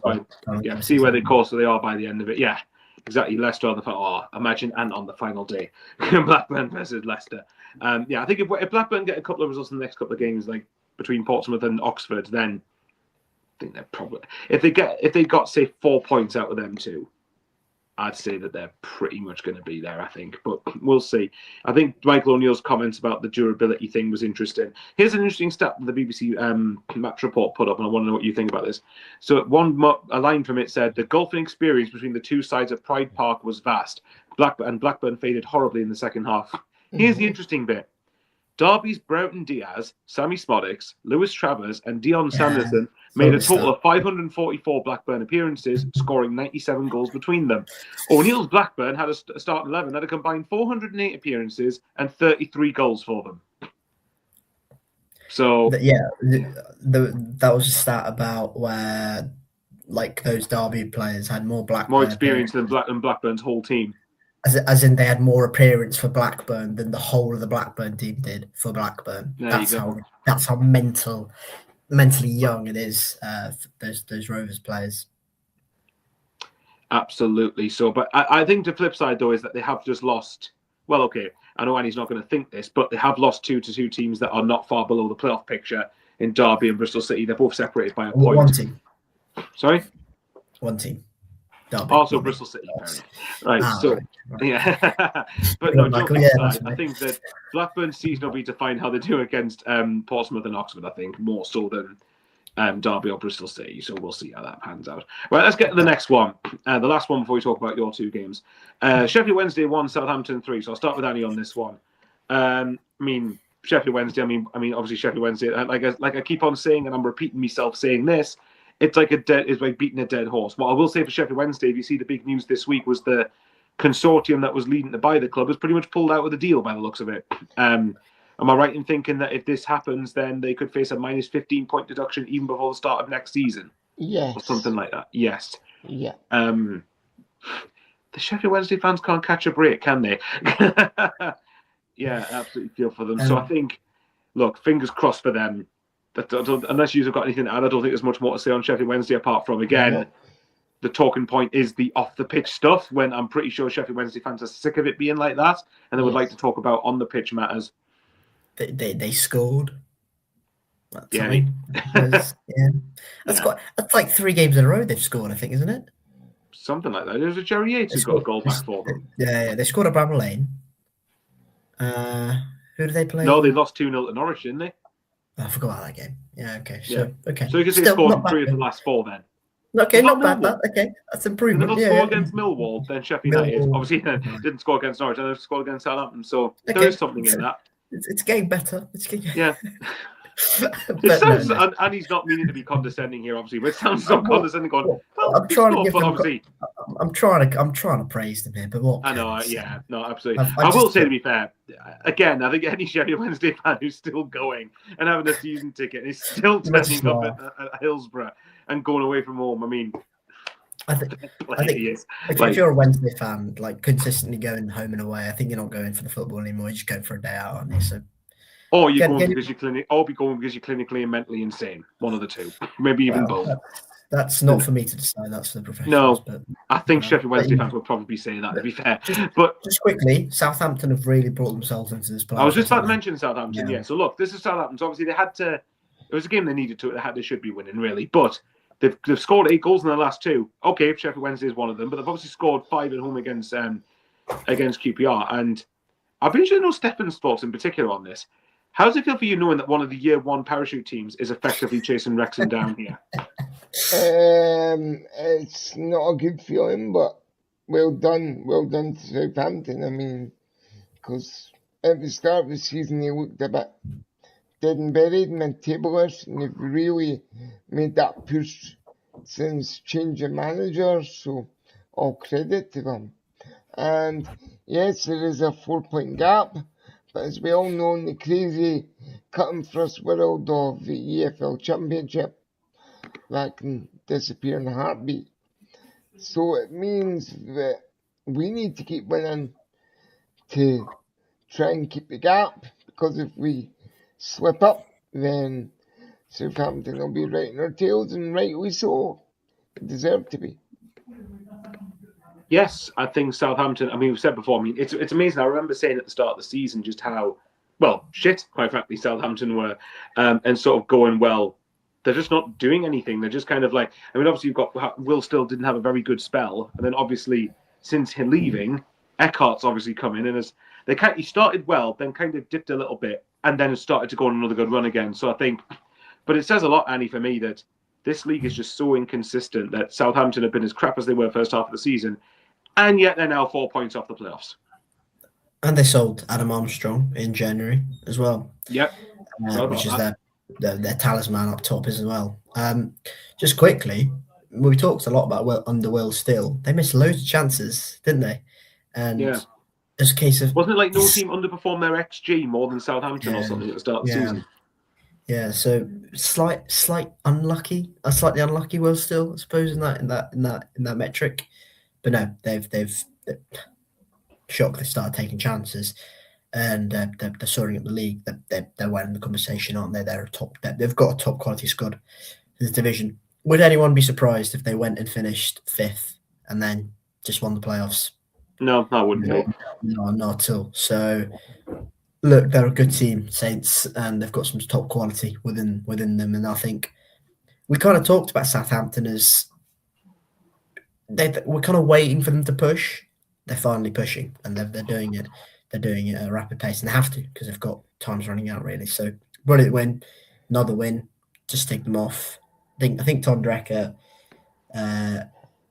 is just sticking to what is getting the best out of the Southampton team, which is create loads of chances or create a platform where they can create loads of chances, and then you've got the quality up top to go and take said chances. So brilliant. He's integrated James Bree back into that team really nicely at right back, and he's performing well. I think he scored again. And this one he scored against QPR as well in the 5-0 win, scoring goals.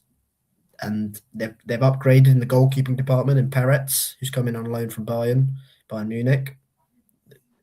Things are looking all right at Saints, and they're a massive threat if you're Wrexham, if you're Hull, and you're trying to cling on to maybe Hull looking upwards, but if you're certainly Wrexham and you're trying to stabilise in those playoffs, certainly looking at Southampton as probably the biggest threat at the moment. You don't want Southampton, I think, as a year one. And again, I've said it before, year one parachute team chased you down, really. So I think, and what's quite impressive from Southampton's point of view is they've, in the Championship, they've won 6 of their last 8, if I'm right. I think they drew against Portsmouth away. Okay, that's a derby. Anything can happen in that one. Charlton at home is probably the one disappointment one, really, the biggest one, which when they drew 1-1. But they came from 3-0 down to beat Leicester 4-3. And I wonder, like I mentioned earlier with Leicester in the reverse sense, is this going to be the one that Southampton go, oh yeah, we won from 3-0 down here. And we were 3-1 down going at, the 82nd minute or whatever it was. So, yeah, from Southampton's point of view, I agree with you. I think that Southampton is starting to tick along very nicely. The next few fixtures, West Brom away coming up. On Wednesday, the 11th of March. So that's going to be interesting. Coventry away at the CBS. Then you've got Norwich at home right after that. Oxford at home after that. Then obviously you've got Ipswich. This festive, the Easter period, that's where it's really tasty. Ipswich visit St Mary's.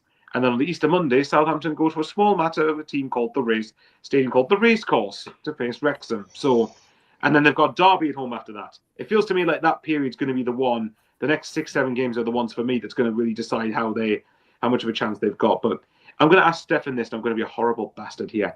So, Stephan, if I had to push you for an answer for Wrexham or Southampton to get top 6, who would you back?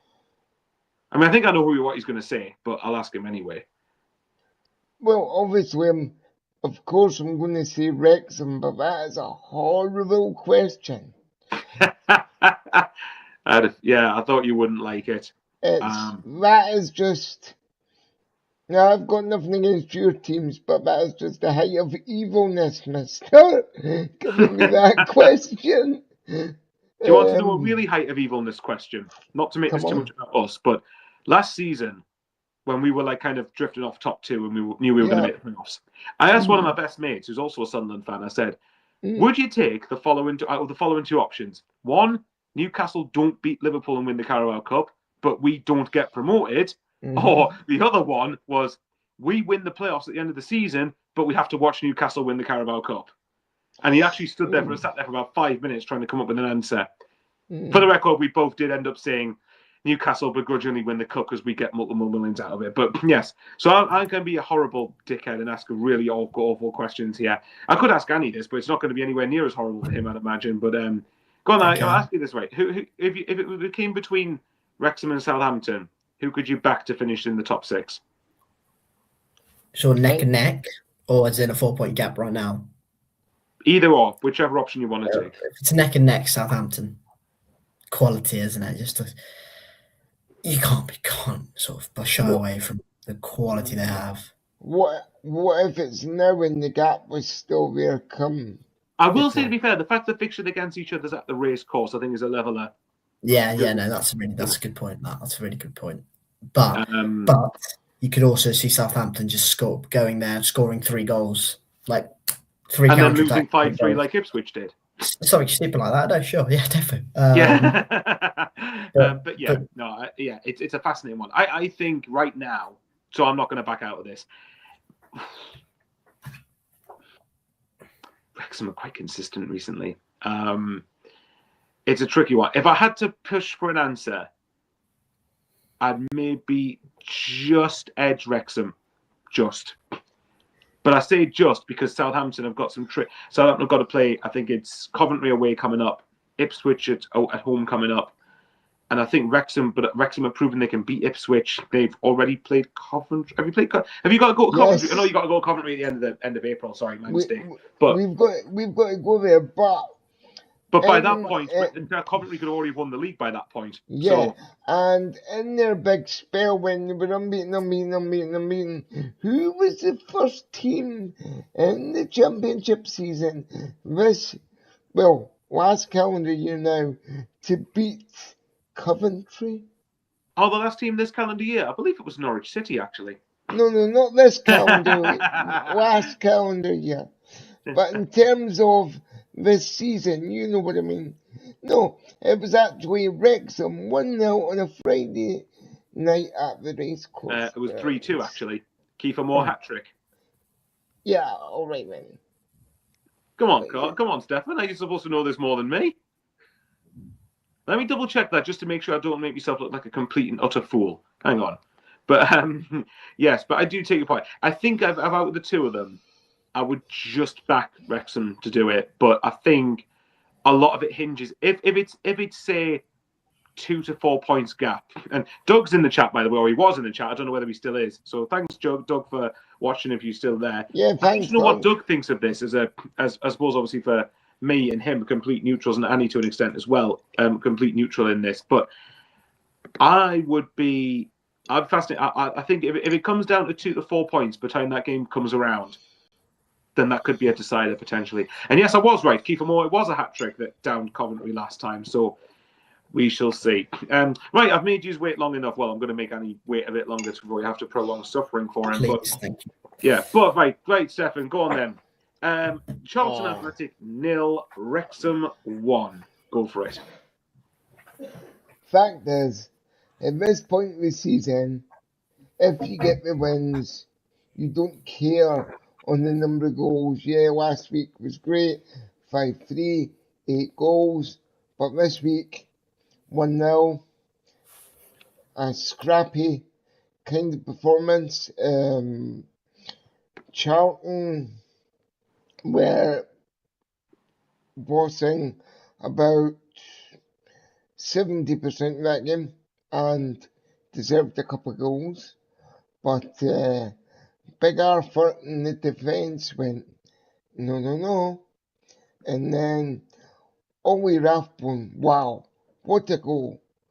We took the ball, we just got it onto his foot and then scalped it in on what looked like a half volley. It was just, But of course, after that, Charlton came right back at us, and rightly so. And we had to defend for our little lives, which I'm pleased to say we did. And it's another 3 points on the road. And if you remember rightly, last season when we were in League One, same fixture, different manager for Charlton, it was 1-1, and we could have won that game, but thanks to great defending from Charlton, we didn't. So we got a major. Still at the Valley last season. Matty Godden scored a last-minute equaliser. Don't ask me why I know that. I just remember that game. All right, man. It was 2-0. I have to admit. Mum, can you fact check that? I have to admit. Yeah, sure. Hang on. Right. I just saw that game on the Welcome to Wrexham documentary, and the highlights aren't that fulfilling, let's just say. So it could have been 2-0, but regardless, it was a draw. But this time round, it was thoroughly deserved from a defensive point of view. And bring on Liam the Senior's Army on Saturday evening at 5:45, which is going to be a great occasion.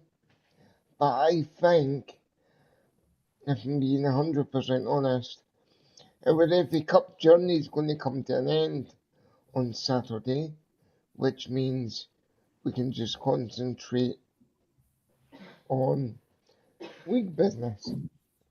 It would be lovely to see a FA Cup shock, and it could happen, but being realistic and being totally honest, with the money Chelsea's got compared to Wrexham for a squad level, nah, it's not going to happen, but it's going to be a great game to watch. And you never know, I might just do a watch along for it, so you'll just have to wait and see.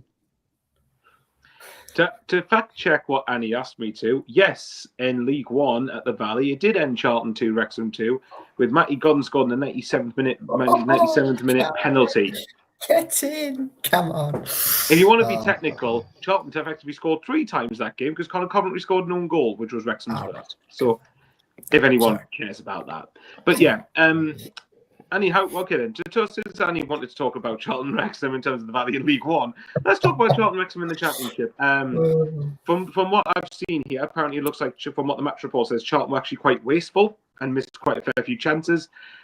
And actually, Charlie Jarrett actually makes a point here saying, as a Charlton fan, disappointed, but Rathbone is quality. If we play like that, we stay up easy, which I think we do anyway. Wrexham are dangerous.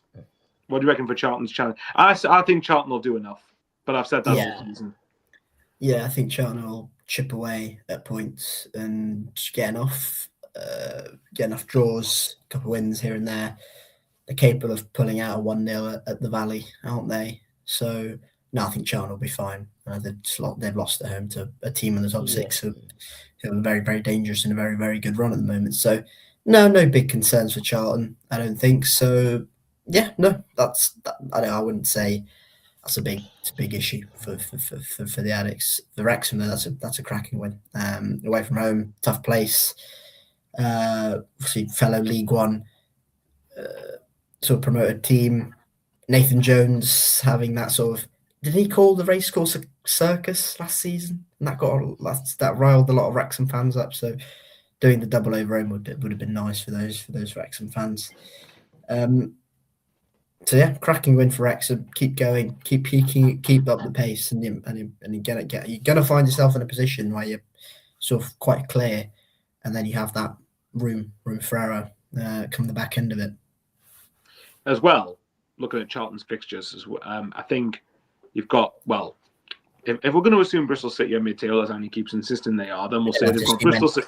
Right, fine. Okay, Bristol City at the Valley on Good Friday. I think the next few are quite tricky, actually. They've got Birmingham and Middlesbrough coming up, and I think Norwich in their next few. But in April, in particular, they've got Bristol City at home, they've got Watford away, Preston at home, all of whom pretty much would probably, well, I'm going to assume Annie would probably agree with me here, including Bristol City. They'll probably expect them all to be mid-table by that point, pretty much. And then they've got Sheffield Wednesday away as well in addition to that. So I think that's the kind of block of... I mean, Swansea away last game of the season, again, mid-table probably. So I think Charlton's fixtures... I mean, all Charlton really have to do now for me is, if, say, they beat Sheffield Wednesday, just don't lose many, and then you're pretty much there. Obviously, don't go in with the mindset of, okay, we'll take a point in every game, but like, Nathan Jones, of course, won't be telling his players, and I wouldn't recommend him to do that.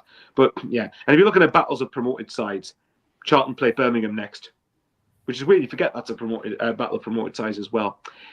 But yeah, I'm with you guys. I think Charlton will be more than all right, and Wrexham, yeah, he just keeps the gap the same, keeps them in top 6 at the moment. So we shall see how that pans out.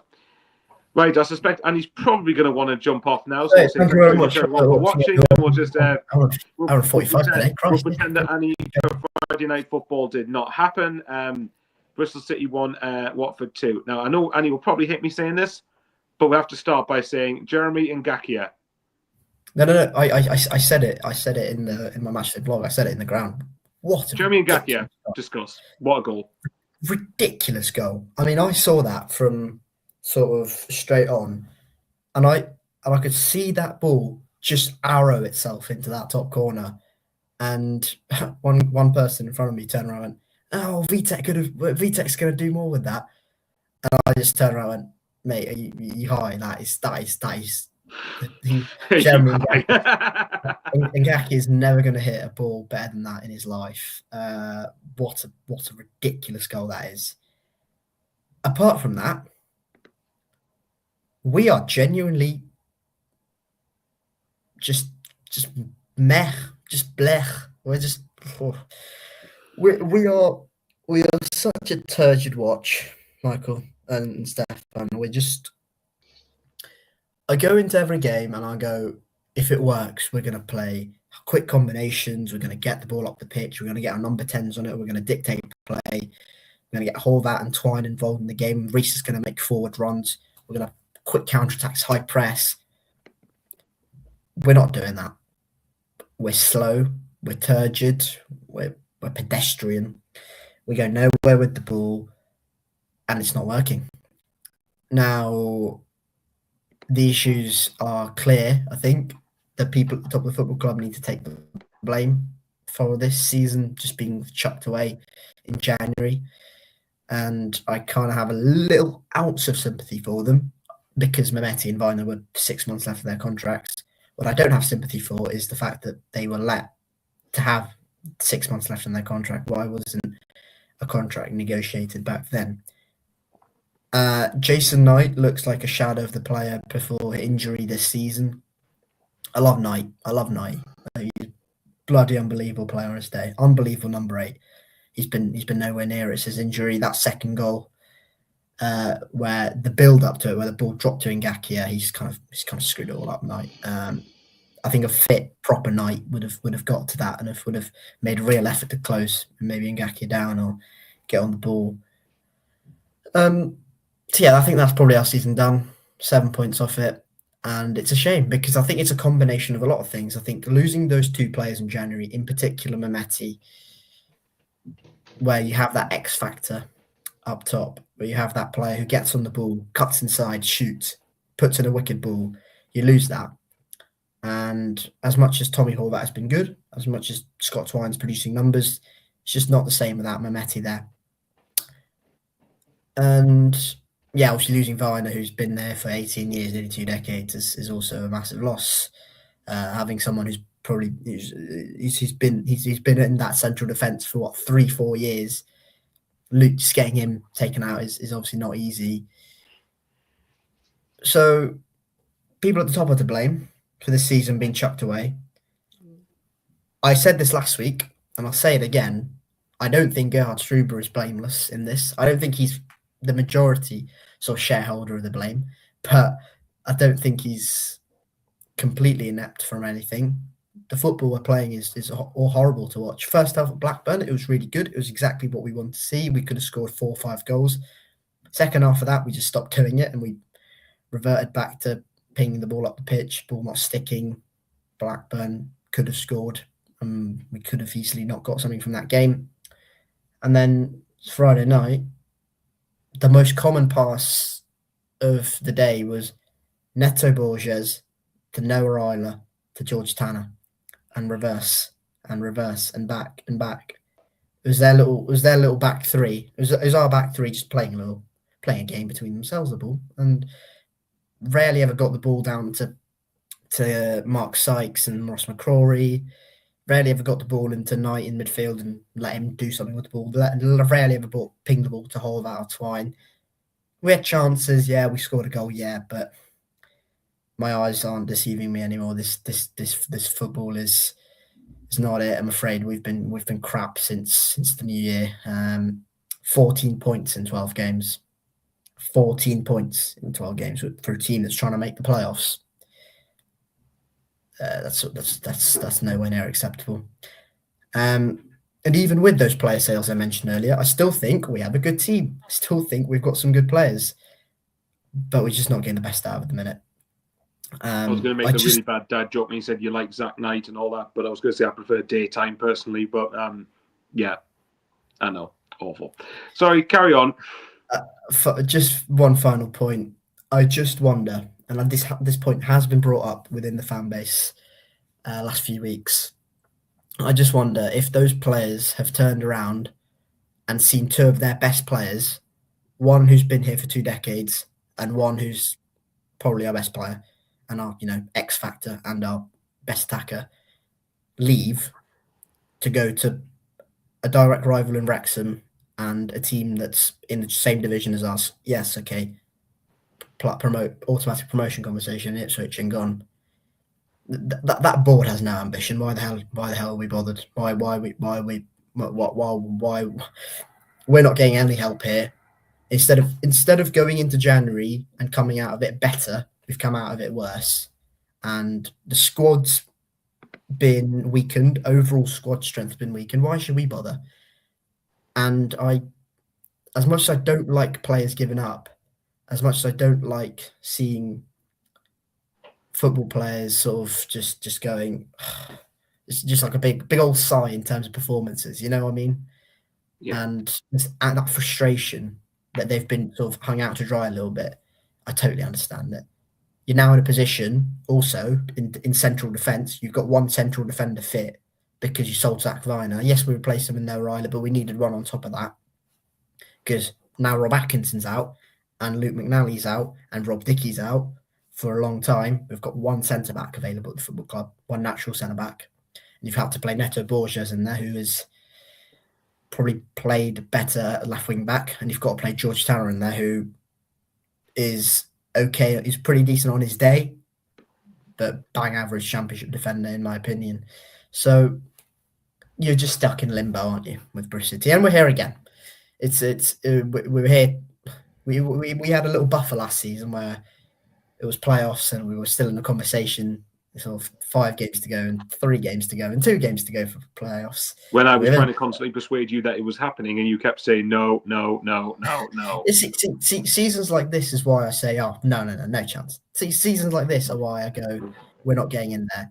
Why I'm so pessimistic, because shit like this happens where we just fall off, put 14 points in 12 games, and it's just toxic around the whole place. And it's just that exasperated sigh from me.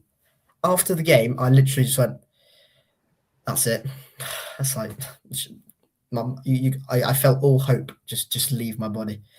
And I just thought, yeah, that's it. That's the season. And you can't lose a head-to-head like that with a team below you in the league at home in the manner you did and not really lay a glove on them.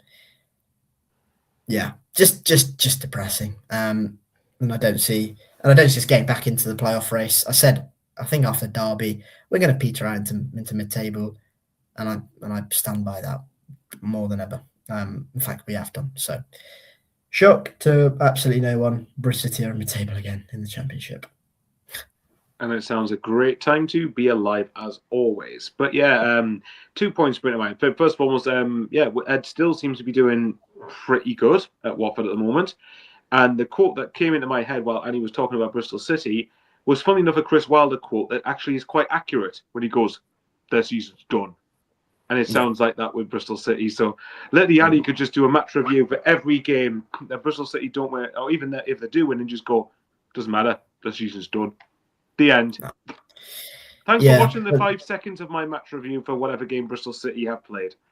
It's a shame, because if you compare our squad to the squad from last season to the squad we had until the start of January, I'd argue it's better, because you've upgraded in goalkeeper. You've added, obviously, got Rob Atkinson back. You've got Adam Randall. You've got Emil Rees. You've got Nato Borges. I'd argue it was better from the team that finished in the playoffs last season. And somehow we're now in a position where the squad looks weak.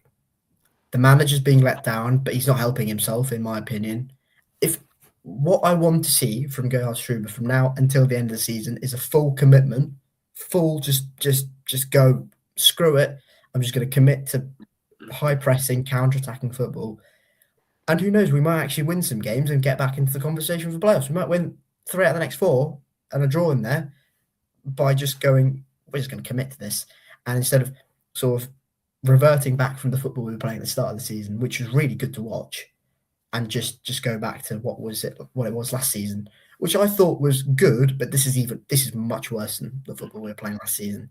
This is play around the back with no intent, and occasionally we'll get it right, and occasionally we will create the odd chance from playing football like that. But it's not sustainable. It's not good enough, and it's nowhere near acceptable. So yeah, what I want to see from Gerhard Struber is literally just an all-out commitment to high pressing. That sort of football he promised to us when he was appointed at the start of the season. I want to see that from now until the end of the year. Here's what, mate, because I looked at the team that you had when you beat us last season at Ashton Gate, which was which I remember, by the way. Bearing in mind that team had injuries as well before you did. But what I was going to say was that was the moment where you actually started to fully believe that the playoffs thing. And I said to you, even after that point, I was like, do you believe it now, mate? But yeah, so the team then, so see, you tell me how different the team is that day to what it is now. So you had O'Leary, Tanner, Dickey, Viner, McCrory, Williams, Knight, Pring, Bird, Earthy, and Wells. Starting anyway. Right, I think we've upgraded in goal. As much as I love Max, I think Vitek is an upgrade, but he's only on loan, so he's not going to be here next season unless we pull off an absolute miracle. Tanner, Dickey, Viner. Viner's not here. Tanner and Dickey's still here, but Dickey's injured. Isla. I'd say if all players are fit, I think we've got a better defence. Isla, Atkins, and Dickey, but unfortunately, they're not all fit. Was it McCrory? Still McCrory. Williams is no longer the same Williams he was last season. Randall and Knight are fine on their day. Who was it? Pring's Pring. Who was it? Number 10, Earthy and Bird. You've got Twine in there Bird's not been fit this season. See, that's the thing. A lot of the players that were there last season are still here, right? Pretty much the whole team you just said, apart from Naki Wells and Zach Viner and Max O'Leary, are still here. Just to point out as well, Twine and Alex Mahetti and Scott Twine were on the bench in this game as well. They've been our best players this season. Mahetti's no longer here. It's just so frustrating, Michael. I'm tearing my hair up because it just feels like a season that's been wasted. With some good players, a half decent manager, and it just feels like it's just been chucked away by that board. And no, it's just annoying. It's angry. I'm really quite. I'm upset with how the season's all panned out. So I do feel like there was a real opportunity there for a Bristol City to go and push. So a big boy like Wrexham, a big boy like Southampton, and we've just not got our shit together. In fact, no, we had our shit together, and then we decided to take all that shit and just chuck it at the wall in January, and decided, no, we don't want any of that. And you mean the shit that's stuck at the wall? You decided to peel it off from the wall, and then nothing sticks now. Well, we decided to take the wall down, and now it's just staring into the grass or whatever. Staring into the neighbour's house is what we're doing. That sounds so creepy. But no, it's petered out to mid-table, which is exactly what I expected after Derby. Season's over. Last point we'll make before we do close. I'll go to Stephan on this one. Ed Still's done all right. He's took now, but I think his first game was against Preston at Yeah. Deepdale, I think.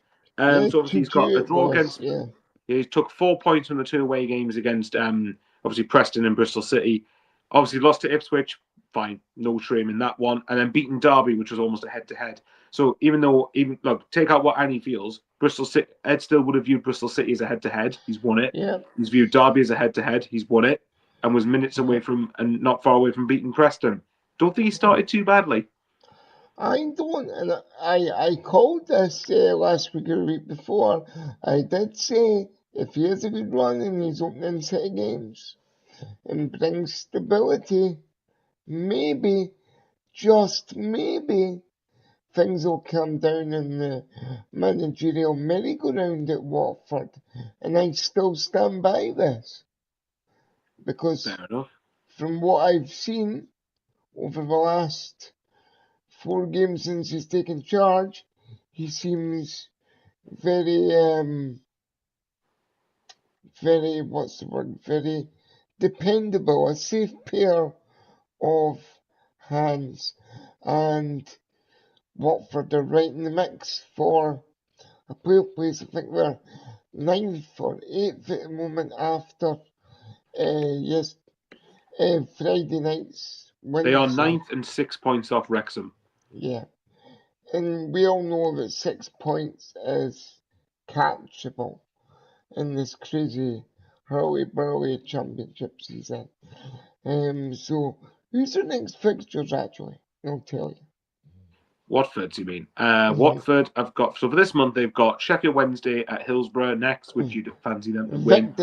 Victory. Yeah, you would think so. Then obviously Stoke at the Bet365. Ooh. Then they have home games against Wrexham and Leicester. Then in April, they have games again. They go to Queen's Park Rangers on the Good Friday. Easter Monday, they host Charlton. They go to Oxford after that, followed by a home game against Sheffield United. Then that is followed by trips to West Brom and Middlesbrough. And then the last game of the season, they have Coventry at home. Well, out of all what you've just said, and you're probably thinking I'm going to be biased because you know I'm going to say the tricky fixtures are going to be us. I see them beating Sheffield Wednesday at the Cantor. Maybe 3-4-0, something like that. I see them beating Leicester. I see them beating... I could see them beating Stoke, to be fair. Stoke, yeah. Especially if Jeremy, however you pronounce his name, is on fire like he was on Friday night. That goal was just, he almost burst the net. And I know Annie doesn't want to keep going on about it, but it was a sumptuous hit. And if you keep him fit, then they've got a chance. Is this Ngaki you're talking about? Yeah. Now, I'm not saying a team's built around one player, of course it's not. But if you keep players like him fit, we're going to have a chance here. Well, that's going to be the pledge. That's going to be the joy of the run-in between now and the end of the season, with 11 games or so to play, or a quarter of the season. But yes, though, that is pretty much it. We have rounded off all the games played. Obviously, Birmingham Middlesbrough tomorrow night. We will see what transpires at St Andrews, which is a pretty big one, actually, because Birmingham, of course, on the heels of the playoff race, and of course, Middlesbrough still in second at the moment. Huge pressure on Borough, isn't it? Yeah, especially with everybody pretty much around them winning. So everyone in the top 6 that played won, didn't they? Wrexham won, Ipswich won, Millwall. Yeah, everybody won. So, over to you, Middlesbrough and Kim Hellberg. So we'll see. But that's not an easy game. Birmingham weighs a very hard fixture, one of the harder ones that you'll have this season. And they themselves are still pushing for top 6. So yeah, Stephan, if you're able to get the table up, we will round through that before round off. Thank you to everyone who's still watching me waffle 2 hours later. But obviously we have the top 6 of Coventry, of course, who extended their lead over Borough, of course, who play tomorrow. Then in the playoffs, we have Millwall, Ipswich, Hull, and Southampton. Wrexham in there, just to annoy Stephan a little bit. Obviously, Southampton, Derby, Watford, Bristol City, Birmingham, and Preston make up the rest of the top half. And the bottom half, we've got Sheffield United, who are just below top half, followed by Stoke, QPR, Swansea, and Norwich. Then we have Charlton and Portsmouth. And then you could say the relegation battle, of course, still continues to heat up. We have Blackburn, and West Brom somehow still 21st. Leicester in 22nd. Oxford giving their season a big boost with beating West Brom. And, of course, Sheffield Wednesday, who are, for the second week in a row, of course, are officially mathematically relegated.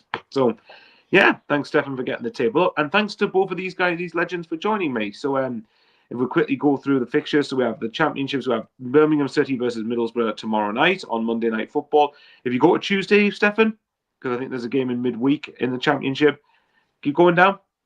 Because there's a few in the Prem. Obviously, we play Leeds in the Premier League. But anyway, keep going. Bit more. Then you have, there you go, Ipswich versus Hull, which, of course, is one of Ipswich's games in hand. Hull, of course, play. And I believe there's a game. Is there a game in the Wednesday in the championship? I'm pretty sure there is, but I might be wrong. Let's have a look. Okay, I was wrong. There is none. But there you have it. So, and then obviously that's pretty much in midweek. And then, of course, next weekend, we will be back with a full round of games within the Sky Bet Championships. I'm not sure because it's FA Cup weekend as well, so it might be. We'll go down a bit further. There's a game in the championship fixture. there. There you go. You've got Preston versus Oxford on the Friday. And then, obviously, if you go to the Saturday, obviously the one fixture that's in doubt there is Bristol City versus Coventry, because that is depending on the outcome of Port Vale Bristol City in the FA Cup fourth round tie. But let's assume if Port Vale did win, then you would have Bristol City versus Coventry. If Bristol City win, of course, that game will be played. But what the games that will be played, Blackburn Portsmouth, which is a head-to-head. Hull Millwall, head-to-head again. Then you got Charlton versus Birmingham, two of the promoted sides playing each other. Derby against Sheffield Wednesday. Ipswich hosting Leicester. West Brom going to Sheffield United. And Swansea hosting Stoke City. So, yes, wow, that was a mouthful to read, actually. But thank you very much to both of you. Is there anything either of you two want to say before we jump off? Good luck to Wrexham and Bristol City or BC. Well done. He's learning not to say Bristol. Well done. I mean, he could have been worse. He could have said Bristol Rovers and just really pissed Annie off there. In the FA Cup in their respective rounds this week. Well, I would say I'd wish Bristol City luck if they get through, but they're playing us, so I would say no. You'd rather play Port Vale, would you? Sorry? You'd rather play Port Vale? Considering one's at the foot of League One and the other one's not far off the playoffs in the Championship, yeah, I probably would. Okay. All right, fair enough. But I do get your point. Yes, well, you've been adamant we're going to win whichever tie we get. So we'll wait. Well, shoulda, woulda, coulda. We'll have to wait and see what happens. And announce Wrexham 2, Chelsea 1. Who knows? I imagine Stephan's going to be on his real high horse if that happens. Yeah. All you got to do, Stephan, just get a Chelsea player sent off and they have a chance. They like to have a red card. Like today against Arsenal, Twice against Arsenal in the league. They got someone sent off against them at Stamford Bridge in the Premier League as well. And today as well, so happy day. Yeah, absolutely. And all I've got, the last thing I will say before we do go off, I would like to thank Everton and Jordan Pickford for keep getting the visitors below us. I have 1 point. Premature, I know. But yes, they keep giving it the big one when they're above us, so they've gone conveniently quiet for now. Now watch us go back up below them in midweek. We'll see. Anyway, thanks to these two legends for joining me. Stephan and Annie, of course, as always, it's been a pleasure chatting about the championship. Yes. And yes, we'll catch you all next weekend, and we'll see what happens. And maybe you might catch me and Annie talking to each other after a potential Bristol City versus Sunderland FA Cup 5th round tie. Not saying anything, Annie. We'll see. Take care, everyone, and we'll see you all next week. See you guys. Bye-bye.